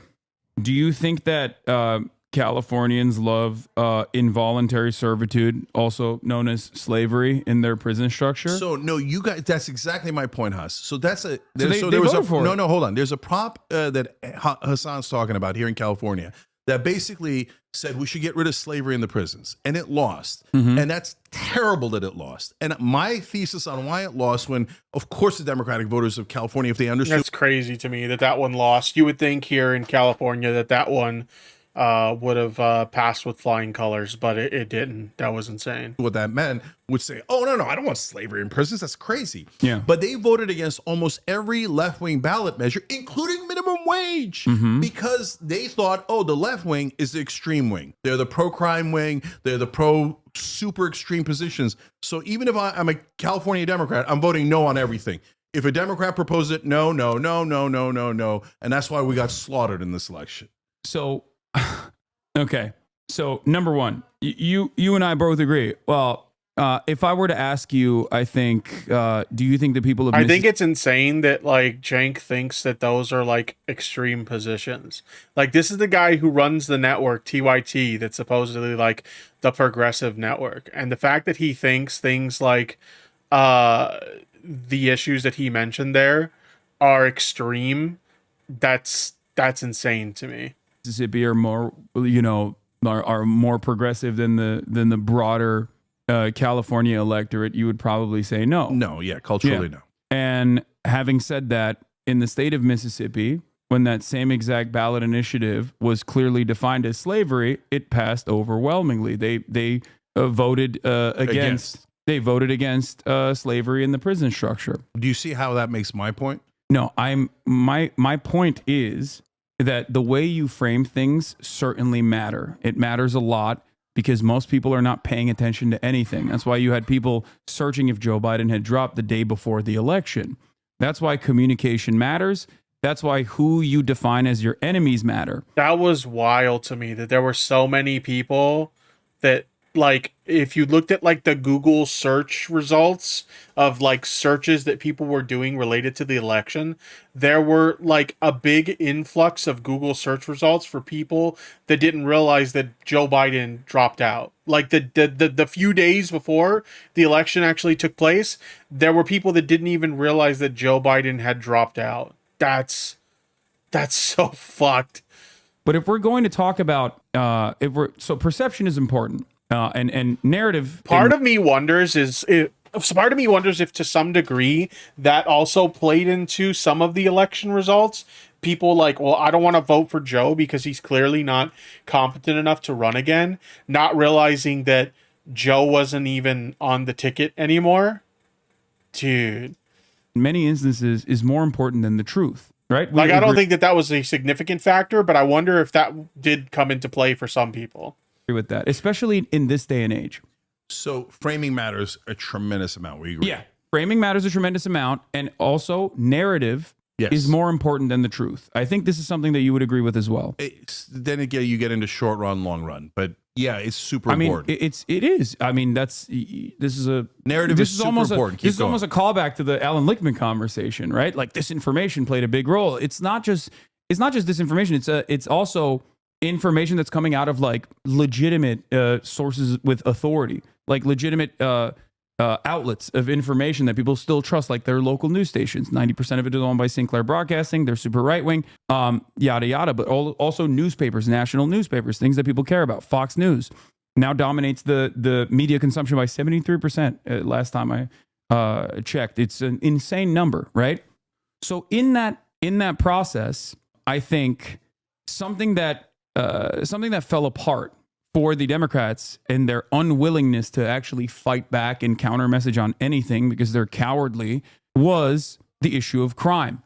There's been a lot of analysis on why crime rates have gone down historically, and they have completely rebounded and are trending downwards once again as they have since the 90s, which I know you're going to get mad at, but hold on.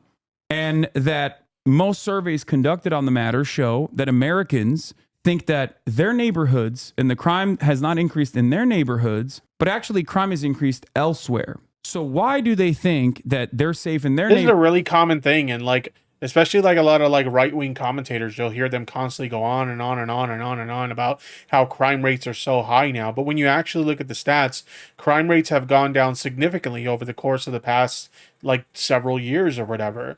So it's always funny when you see like people make these arguments about like, oh, you know, under the Democrats, the crime rates have gone up significantly. They skyrocketed, and they'll show all these like clips of like, you know, CVS's getting like robbed or whatever the case may be, which to be clear, like I'm not necessarily in favor of that sort of thing.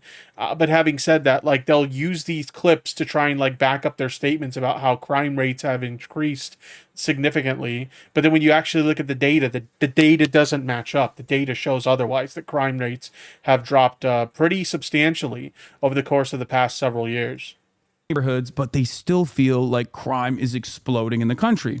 I think it is because of the right-wing misinformation faucet that is completely dominating independent media and completely dominating even major newspapers and that everyone is constantly I'm in a interested holding to hear pattern Cenk's on rebuttal to this. whatever Republicans decide is the major point that they want to argue for. And because the Democratic Party basically operates as controlled opposition against them, they just sit there, they wait for the next talking points to come out so they can do a terrible job trying to address any of the truths of the matter, and they just get dominated over and over again. There's a second part of this, though. It's what you see, right? Now, not only have all of these, not only has the crime rate actually gone down, and I think you recognize that as well. The National Crime Victimization Survey does not show like a major blip in unreported crimes. There is definitely more unreported crimes than before, and we can address why that's happening as well. But overall, the real reason why I think a lot of people see crime everywhere, and especially in cities, in my opinion, even though Republican and red states have significantly higher rates of crime than states like California do, the reason why most people fall into this trap of assuming that California is a crime-ridden shithole as opposed to like a place like Alabama or a place like South Carolina, despite the fact that they have higher rates of crime and including violent crime than California does, is because narrative is more important than the actual truth. Also, Sad, the reason but why it's true. Californians themselves genuinely believe that this is also happening and no one is addressing it. Because it's actually happening. No, it's because of what they perceive. Oh, God. I mean, obviously, crime happens. Crime does exist and crime does happen. But, like, this notion that, like, the crime rates are, like, skyrocketing is just, it's not based in reality. Like, you can look up the data and it shows that crime rates have dropped quite, like, I wouldn't say it's like a massive drop, but you can see that there is a pretty consistent drop over the course of the past several years. Perceive to be what they perceive to be is disorder and dysfunction and crime that is happening in every orifice of blue cities. So It's Haas, homeless, it's poverty, it's visible aspects. Well, I also think it doesn't help that, like, when you look at the news, like, I try not to watch, like, the local news all that much just because it's just genuinely depressing, because all it is like horrible shit happening to people, like, constantly, and like crime and stuff like that, like, all the time, right?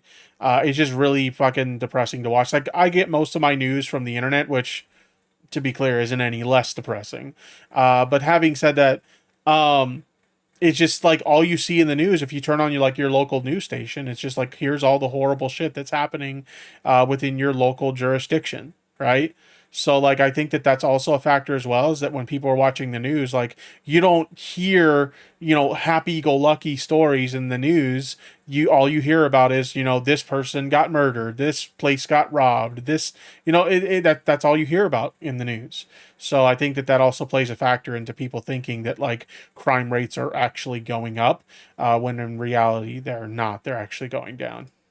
Of extreme poverty. It all comes down to perception.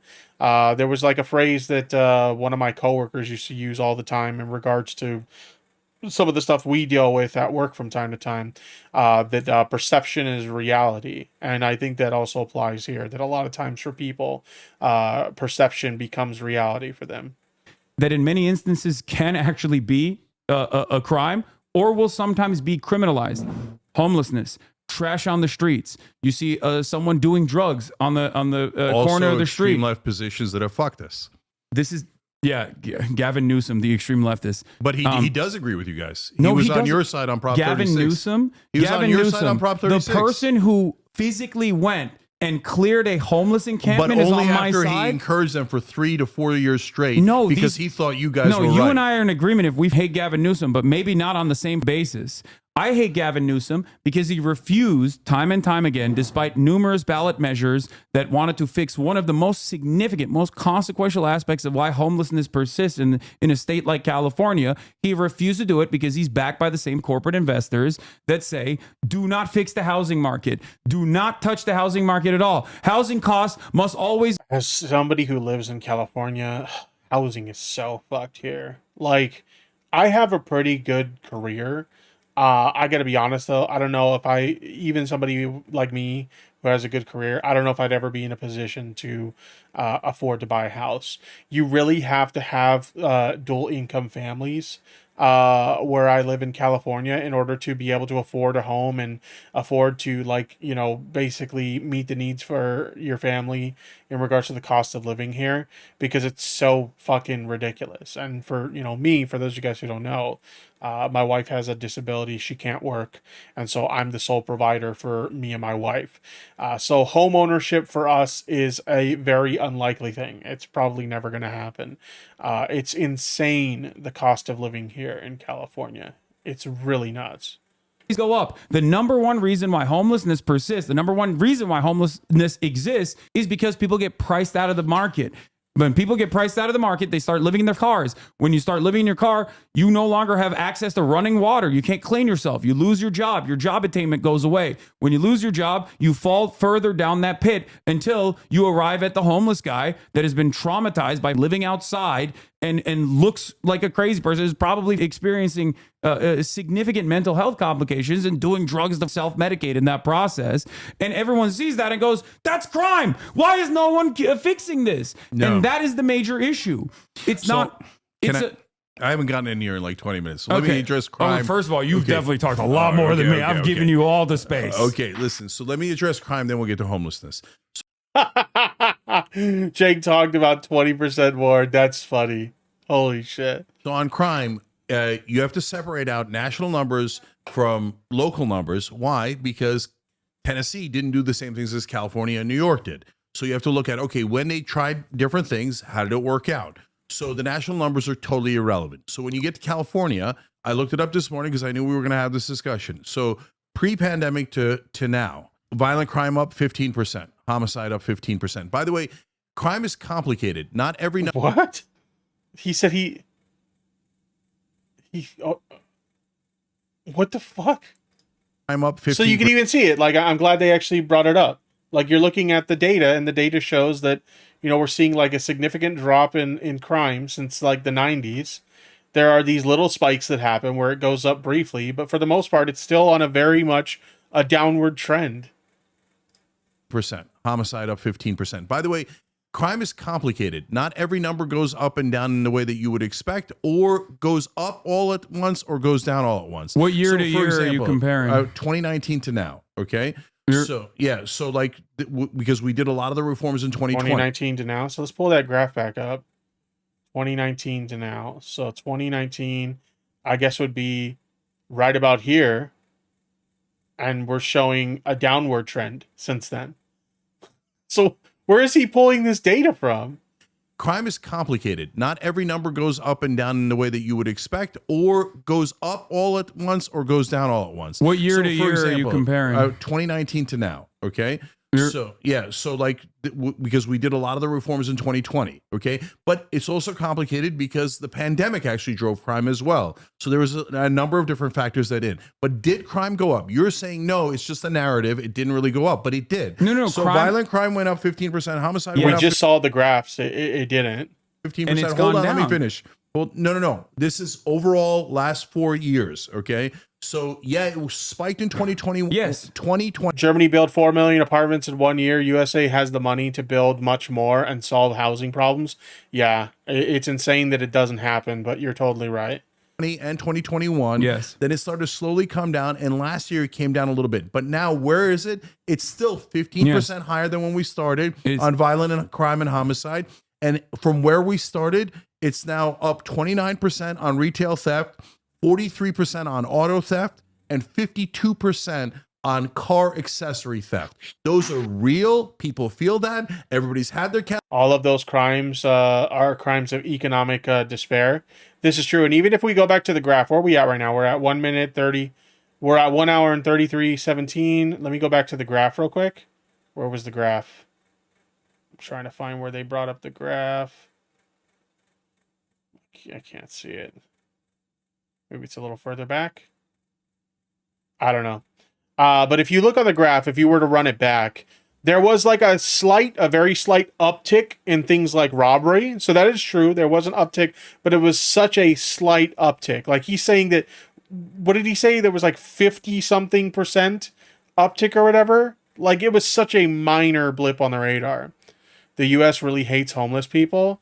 Yeah, if you remember, this is another one of those things where I talk about, like, this is just an indicator of, like, their slow, shift to the right over at TYT. That was something that Anna Kasparian got a lot of shit for, was her, like, lashing out at, like, homeless people or whatever. So, like, yeah, this is just more of the same. Converter stolen. Everybody's dealt with minor crime. That's a wealth inequality problem, not a crime problem. Yeah, true. That it wasn't an issue before, but is it an issue now? Those numbers are real. So when you say to them, "Oh no, it's just a narrative," and they're like, "God damn it, man! My uncle got robbed, and I go to the CVS and I can't get a goddamn toothpaste." You're saying CVS? Imagine that bullshit, right? And so when you are telling them, don't believe your lying eyes, don't believe the numbers. Yeah, her whole why I left the left. Like, yeah, she basically, for those of you guys who don't know, she did pretty much put out a statement not too long ago, her whole why I left the left position. Yeah. You should believe me, it's just a false narrative. They don't believe you, and they were pretty right. sure we covered that on stream in the past. I think I have a video of it on YouTube. And so when you saw in the elections, it wasn't that the right wing tricked the people of California. And Haas, this is so important because in 2020, they tried a ballot measure that was very similar to Prop 36, okay, to repeal. Oh, yeah. Don't get me started on the birthing person thing. That was ridiculous. Prop 47, which is what reduced penalties, right? And it failed. It only got 38%. Why? Because the people had not yet felt the crime, okay? And after 2020, when the crime actually went up, they felt the crime, they experienced the crime, and they voted against the crime. None of that was narrative. It was real, and it had a massive effect on the elections in California. Okay. So as far as retail theft, is a conversation. We've had this conversation already, that retail theft is down. And not only is retail theft down, I don't know where you're getting your numbers from, but retail which theft, time period? Retail theft in terms of like organized retail theft, in terms of crime across the board, even in 2020, the actual theft crime is like not the violent crime and homicides. Homicides were the only thing that spiked. Okay, which is pretty consequential. It's pretty significant. Even homicides have also gone down since the major blip that they experienced in like post 2020 and 2021. As far as like retail theft goes, many of the places that claimed that there was organized retail theft occurring openly recognized that they were, using that as a way to massage their numbers. The real shrink that increased was completely adjusted to the increased foot traffic. I mean, so this is not even an article from 2020. I just gave you the numbers from the last 4 years. I know. I'm giving you. I'm showing you that like this is the article that I'm showing that says shootings and killings are up. Even in that time frame. Right. So I just gave you the definitive numbers in the last 4 years in California. So it did go up. Well, you mentioned numbers before, though, in regards to crime that you claimed were going up. And then we saw the graph and it showed that it was going down. So, like, I don't know where you're pulling your numbers for, but they're clearly not accurate. And Haas, like, the reason we're having a conversation that not only is wrong, it's something that the people themselves admitted to why it was wrong. That at the time I looked at the situation, I looked at the organized. What was that? Hold on, I want to see that point. Why it was wrong. And CEOs will never admit lies, so it had to have been hilariously false. At the time, I looked at the situation, I looked at the organized retail theft, I looked at the National Retailers Association numbers, and I adjusted shrink and the percentages that contribute to shrink, and found out that the overarching number of thefts that were occurring were not actually happening as a direct consequence of like organized retail theft, because no one is going to be able to steal billions of dollars worth of merchandise by organizing retail theft. It was actually happening, and you might like this, you might appreciate this, because of automation. It was happening because normal Americans, when they go into a store and they do self-checkout, which is more beneficial for corporations because now you don't have to pay benefits for cashiers. Now you don't have to, pay a whole bunch of people to actually sit at the cash register. Now you don't have to do workers' comp. Now you don't have to do paid, family leave or anything like that, or no health care. Now you just have an automated machine that one person is controlling every now and then. In that process, they realize that shrink would actually go up because people would just go in and maybe put a Snickers bar in there and like toss it in their bag. That is why shrink went up. No, okay, Haas, that is the real reason why shrink went up, or on the theft side. Okay, two things can be true at the same time. So that point about shrinkage and automation is absolutely right. And the right wing totally ignores that. You are right to bring it up, but that doesn't mean that the actual theft at the retail level didn't happen. Number one, the numbers indicate that it happened. Number two, the idea that CVS, Walgreens, all these guys were just nobody's denying that these crimes don't happen. These crimes do happen, but you're claiming that they have gone up substantially, and that's not true. The data doesn't show that. Decided to pretend that the people were going to steal this stuff and start locking it up when they weren't actually stealing it is crazy. They were actually stealing it. No, people, that's why they locked it up. I know. Do you agree with that? Yes, but okay. So both of those things are true. You can't make up for billions of dollars in lost revenue. But when from people go to a CVS and that shit's locked up, they get super mad. I know, and it goes back to literally the same exact thing that we were talking about with respect to seeing homeless people and being like, "This is crime. Crime is everywhere," and instilling a sense of panic. But crime is everywhere, and look, he's like, he just won't budge on it. It's really funny. Even when like the data shown that like this disproves what he's saying, it's just insane to me. Like I said, we probably won't have time to go over the whole thing, so I'm gonna skip over to their comments on abortion. I want to see what they talk about in regards to that. Absence of no one actually fixing the material circumstances, you're saying, well, in the process, we should just like criminalize more shit. And I think I'm not sure I understood what you're saying, but I'll address a couple of things. First of all, on the abortion analogy, I think that abortion should be illegal in the third trimester, but there should be, of course, an exception for the life and health of the mother that the doctor decides along with the mom. And if the Republicans say, no, that's too broad an exception, okay, we could have that debate. So, but I'm not sure how it relates to this. So I'm not even in favor of like criminalizing abortions in the third trimester. I think that's fine. We disagree on that. Yeah. So and again, but do you understand why? But the great majority of the American people agree with me on that. Yeah.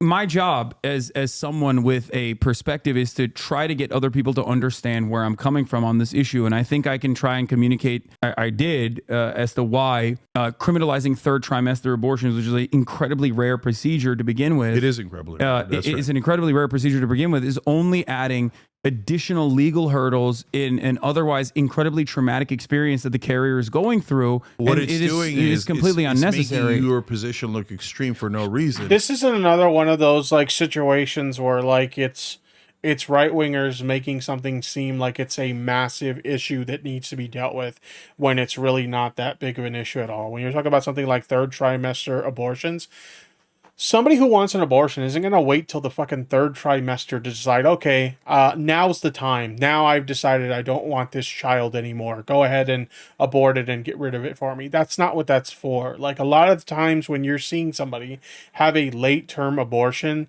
it's because there's some medical issue that's going on where like the mother's life is at risk, for example. And if they don't get this abortion, then they're probably going to die. You know, something like ectopic pregnancies or something along those lines. You know, something where it's a life endangering situation for the mother to proceed with the pregnancy. So it's one of those things where like they're making like a bigger issue of something that's really not that big of an issue at all. This is why I am a firm believer that when it comes to like medical stuff, you leave those decisions in the hands of the doctors and their patients and not politicians that don't know fuck all about, you know, medical treatment for patients. That's why I believe that. Some cultures are going to get rid of female babies with all of that legal. Wait, what? Some cultures are going to get rid of female babies with all of that. I don't understand what you mean by that. Sorry. When the great majority of the incredibly rare... The right will call you extreme no matter your stance. Yeah, true. Some of the things they call extreme is like insane to me. Like cases are a medical... Like you'll get called a commie if you're in favor of something like, I don't know, like a slight raise of like the minimum wage or something like that. Necessity. Almost all of them are a medical necessity. Once you put a medical necessity exception in, you're needlessly making your position look more extreme by saying you're allowed to abort up until the day of the delivery. No, there's always going to be, and it's also not correct. No, it is. I think You cannot get a third trimester abortion that is not already an incredibly complicated medical procedure. That's right, because which it's is illegal. why no, It is illegal. no, it's not because it's illegal. There are states where there's no legal restrictions on third trimester There should abortions, but the reason why it is unnecessary. It should be. So you're telling me that if a woman, is at risk of dying because of a pregnancy, and a doctor believes that the appropriate action in that particular situation is that we have to do a late-term abortion to save your life because your life is at risk, you're saying that should be the case. Like this is literally like a right-wing talking point of like, oh well, like we were seeing in like Texas, for example, women are dying because they need abortions because of like the circumstances of their pregnancy, just putting their lives at risk, and they're dying because they legally can't perform the abortion. Like the doctors don't want to take the risk of, sacrificing their career to help this poor woman because it's illegal, right? And he agrees with that. That this is what I mean. They might as well just go full on like right wing over at TYT, become like the next Daily Wire or whatever the fuck, because this is insanity to me. How are you going to call yourself the progressive network and have views like this? It doesn't make sense. And conciliatory to the Republican position that is born out of not real truth of the matter. It's like I said, the kind of person that wants an abortion because they just don't want like the child, they're not waiting until the third trimester to make that decision. That's not a reality. Maybe there's like some outliers where that may be the case, but I'd argue that 9 times out of 10, when somebody is deciding, hey, I want an abortion, they're not waiting till the fucking third trimester to do so. That hysterical made up hallucinations like women are getting fun abortions after carrying a pregnancy to almost term. Exactly. Is because you're adding an unnecessary legal hurdle on a complicated medical procedure that is automatically limited by its own complication. If you do that policy, Haas, the Republicans exists. No, I get it. And by the way, and the Republicans do use that in debates. So and what you're it saying does is it hurts So you're saying- abortion rights. It hurts abortion rights because what winds up happening is they go, oh, these sons of bitches want to abort right up until the day of the abortion, and that's why they're so extreme. Make sure you agree with us. 6 weeks. Wait, how the hell did we get to 6 weeks? Yeah, not wanting women to die due to medical complications is an extreme position. What the fuck? Everybody already agrees to 24 weeks. Yeah. 24 weeks is the correct standard.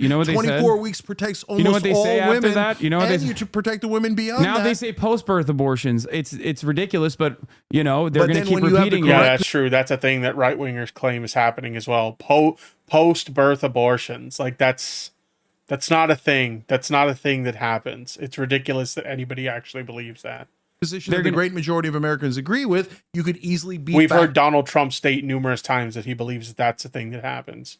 that You extreme can't- statement no, that they're Just making. like he claims that a kid will go to school, a boy, and the school will give him like free transgender surgery and the kid will come back as a girl that same day. Like, these are not things that happen, but these are things that Donald Trump convinced people are reality. And it's so bizarre that people are so gullible that they actually believe that shit.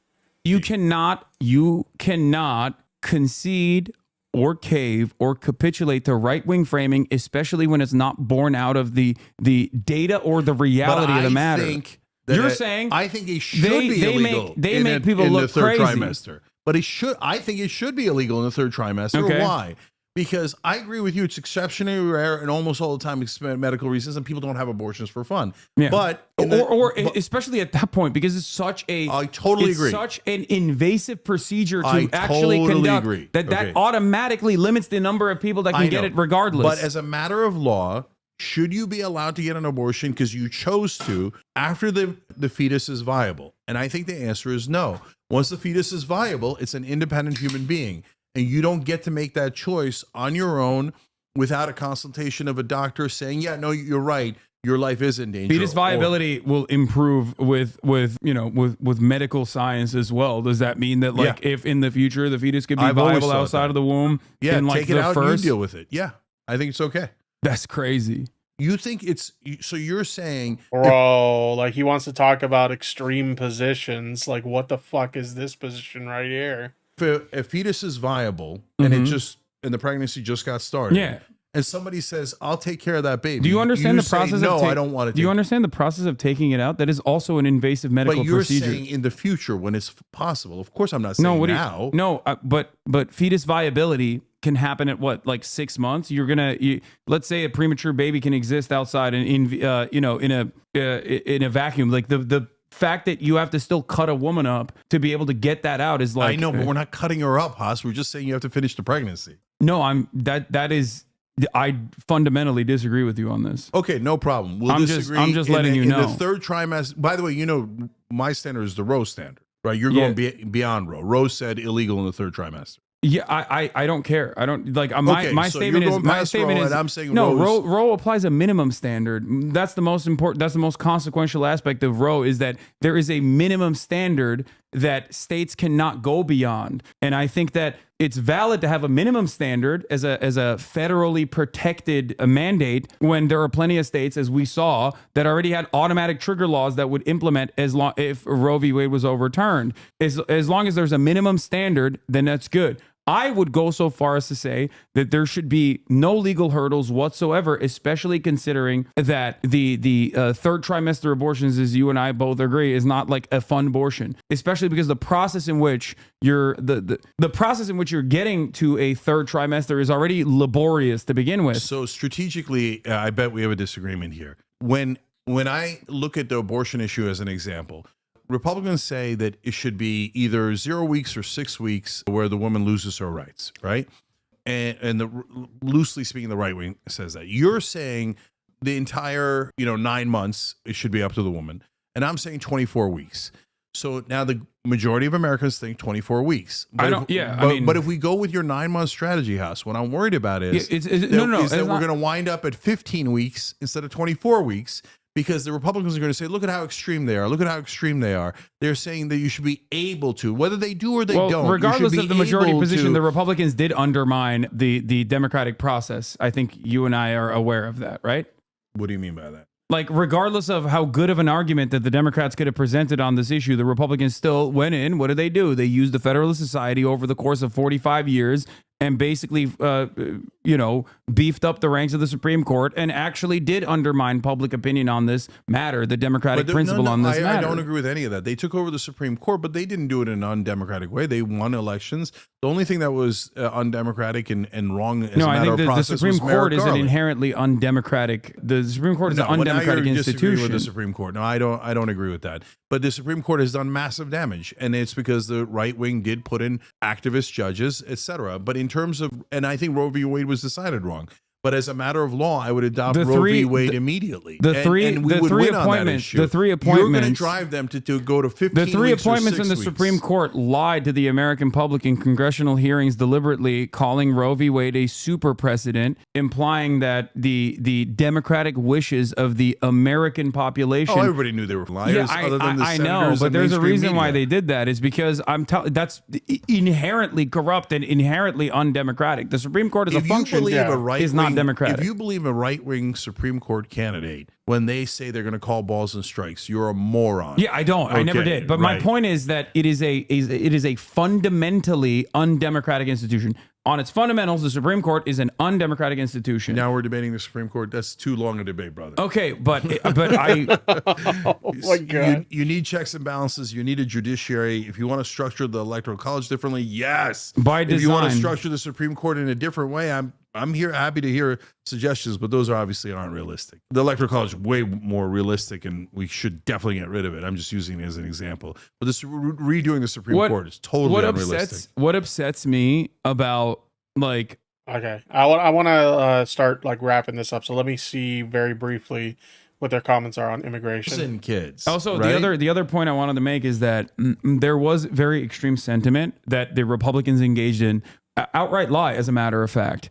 The Haitians are eating cats and dogs narrative that came out of Springfield, Ohio. It was Oh my God, that was such a stupid thing. I couldn't believe that Trump brought that up during the actual like debate. Like, I was like, there's no way he's gonna make like Trump's an idiot, but like, there's no way he's going to make himself look insane by bringing this up during the debate. Certainly not, right? And he did. Like, he totally did. Like, it's fucking, and he like doubled and tripled down on it. It's wild. It was a very, very big thing that led to mass fake bombing threats that were made towards Springfield, Ohio. Right, but I mean, that's a situation again where I would fight Trump and rip his face off on that. Are you saying we should just deflect from that? No, my point is Donald Trump successfully was like, now he either didn't talk about it at all, or in instances I would where have he mocked was. him mercilessly. I know, but you don't understand. The media did cover it nonstop. The media said, you did this, and it did not matter. That level of shamelessness is necessary. Now we're talking about at a a time, huge election. That level of shamelessness is necessary at a time when there is complete political polarization. And what is at the root of my argument against caving and capitulating to right-wing framing, regardless of whether you even agree with the position. And capitulating when it isn't. I'm agreeing to my own position, and a position Yeah, that a great majority of Americans agree more with. Yeah. Well, how is it You and I are at capitulating odds to with agree this. with 70% of Americans? Because I believe, Especially when you actually genuinely believe it. because I believe that, like, on the issue of immigration. Okay, well, let's talk about that. All right, last thing, and then you got to tell me what to call you, and then we got to go eat turkey. The incredibly right-wing bill that was presented on October 5, 2023 He's getting frustrated. He's like, can we just like stop doing this and just go eat now? by the Democratic Party. Do you agree with that bill? The border bill? Remind me. The border bill that Joe Biden put forward and said was... in 2023, Yeah, the 2023. Trump bill. Yeah, he was like basically. the Trump border bill. So there's parts that I agree with and parts I don't agree with. I these days I agree with remain in Mexico. Yeah. Wow. Okay. Yeah. And why is that? Because look, they're saying, "Hey, I've got an asylum case." Politics and friends dangerous. Yeah, true. It's one of those things that like normally you would not talk about this like at the dinner table during the holidays or whatever. And I kind of like started this segment by mentioning that. Like we didn't talk about it at all at my Thanksgiving dinner with like my family or whatever. Granted, pretty much everybody in my family, as far as I know, is they're left wing or whatever. So I don't think it would be too much of an issue. But having said that, like you don't talk about this stuff. Granted, these people here, Hassan Piker and his uncle, Cenksgiving, they're both political commentators. So like they do this every year where like they do the thing you tell people not to do, which is talk about politics during the holidays. But it's like all for our own entertainment. But it's always funny to watch this every year to see them both go at it over their like disagreements. I don't want to do the right wing position. I don't care about. We'll let them do it. We'll let. let them do it for the sake of our entertainment. That way, we don't do it or whatever. I'd agree to disagree, and if they don't respect that, then they don't respect enough to have the friendship. Yeah. The thing is, like, I know a lot of people, like in, for example, online like leftist spaces, because obviously I'm a leftist progressive. Like a lot of them will say, "Oh, I absolutely do not associate with right wingers ever, no exception." The reality is those people don't live in reality. In the real world, you do have to associate with people who are on the right. You do have to work with people who are on the right. You'll have family members who are right wingers. Like you have to engage with these people on a regular basis. And even though you guys have political disagreements, you do have to be respectful to one another. So you have to find ways to work with those people or engage with those people without it turning into a fucking fight every time. But yeah, my thing is like I have no problem associating with somebody who's a right winger, for example, as long as they're respectful about it. But yeah, there's just some people that it just doesn't work with. It's an issue that just don't touch it with certain people. Here, I'm not letting anyone in. That's illegal under international law, and it's not the moral right position. But that doesn't mean that we have to allow them into the country and then release them into the country and then hope that they come back. Now, most of them do. Over 80% of people do come back for their hearings. So it's overhyped as to how much catch and release is a problem. But a lot don't, right? So if they say, but there's no reason not to say, okay, It's more than that. I think it's 90. Stay in Mexico. Okay, stay in Mexico. But we're going to have your asylum here. And we're going to have it as quickly as we can. And I would order so many more judges to expedite those hearings far quicker. Question for you here is, do you think that undocumented immigrants constitute a... I'm left leaning in belief, but I found a rock solid strategy for dealing with people you disagree with. I support X. Oh, okay. And then the conversation progresses into literally anything else. I'm glad that that works for you. That's usually not how it works for other people, though. Like, literally, once you, like, represent or you express your political belief in any position, it usually ventures into debate territory, and that's when things get messy. Everyone has their views. Some we won't agree with. It's all about perspective, but don't force their views on me. That's rude. People need to discover for themselves before they will accept things. Fair enough. a grave national security threat to America? No. You just don't engage? Oh, okay. Fair enough. No, I think that the crime from undocumented immigrants is overhyped. But like, I'm someone who's obviously very outspoken about my politics, but like, I do have certain friends that they don't like discussing politics, and out of respect for them, I just don't talk about it with them. And like, that's fine. Or like, I have family members that just don't prefer to talk about it. Even people who are left leaning like me, they just don't prefer to talk about it. And out of respect for them, I just don't talk about that stuff with them. But yeah, I feel like that's a pretty good way to handle it. If somebody establishes a boundary, hey, I'm not really comfortable talking about this kind of stuff, just don't talk about it with them. is there crime? Yeah, of course there's crime because they're human beings, right? Yeah. And so is it a national security threat? No, it's a threat to have people actually do the manual labor that we need in this country. So it's way overhyped. At the same time, do I think that crossing the border should be illegal? Yes. Do I think that we should have open borders where it's decriminalized? No, I do not believe it should be decriminalized. But I think you and I would probably agree on this, that if the process was infinitely faster for voluntary migration into this country, as was the case historically in the United States of America, that most people would not actually illegally cross the border. It would certainly help. We should have a much better voluntary. I do think that that's the case. That like a lot of times the reason why illegal border crossings happen is because the process is so long-winded and so difficult. Like if they made the process easier, I think you would have less instances of people coming into the country illegally. I think that's the biggest reform that needs to happen in that regard, is the legal immigration process needs to be more simplified than it is in its current state.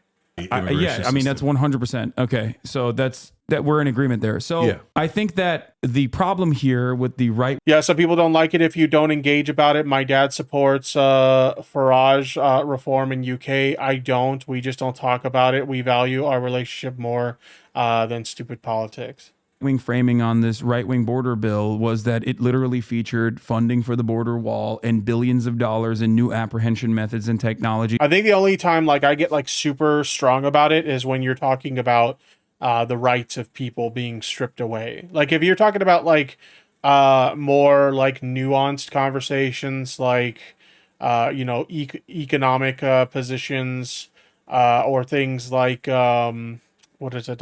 Maybe like you're talking about like the issue of like global warming and the environment and stuff like that. When you talk about like more nuanced things like that, I tend to just like whatever. It's no big deal. We can agree to disagree and move on.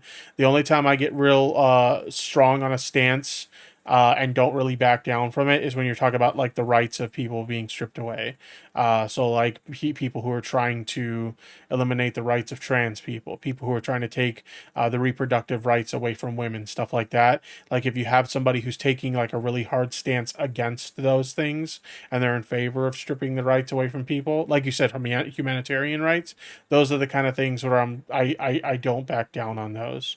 I won't start a conversation with certain people because I know it will venture into really messy territory. But if they bring it up and they want to like, kind of try to convince me that my position in favor of, people's rights is wrong, then absolutely I will fight them on that.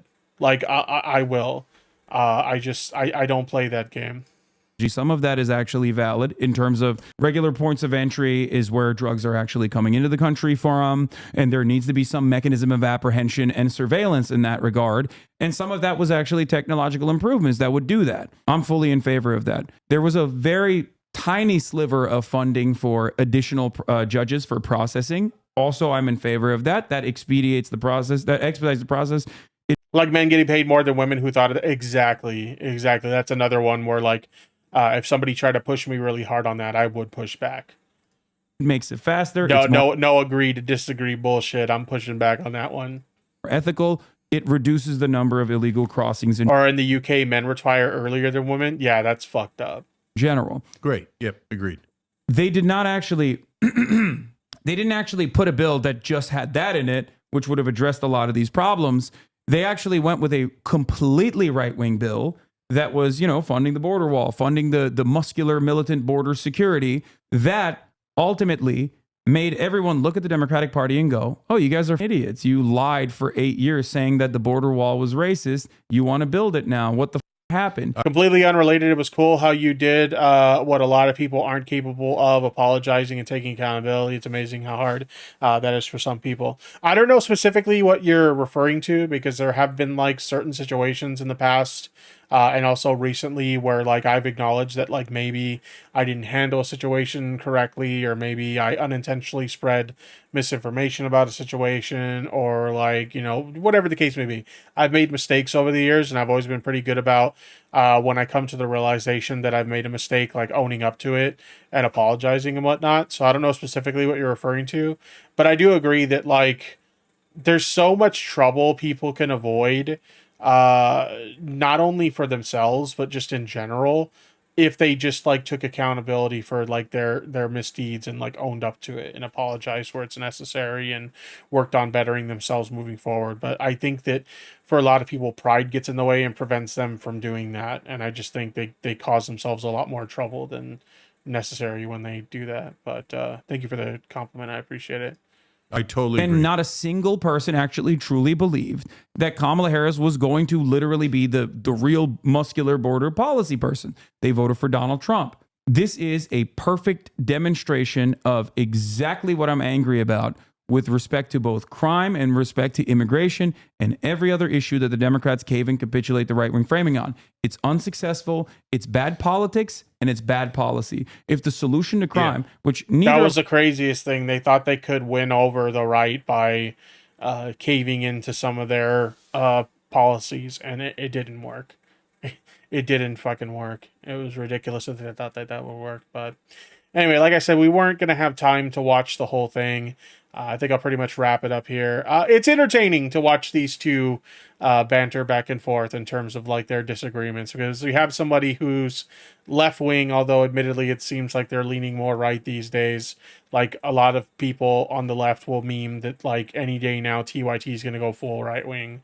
And I guess we'll have to wait and see if that actually happens. But we have somebody who's, apparently left wing, leaning less left wing than Hassan.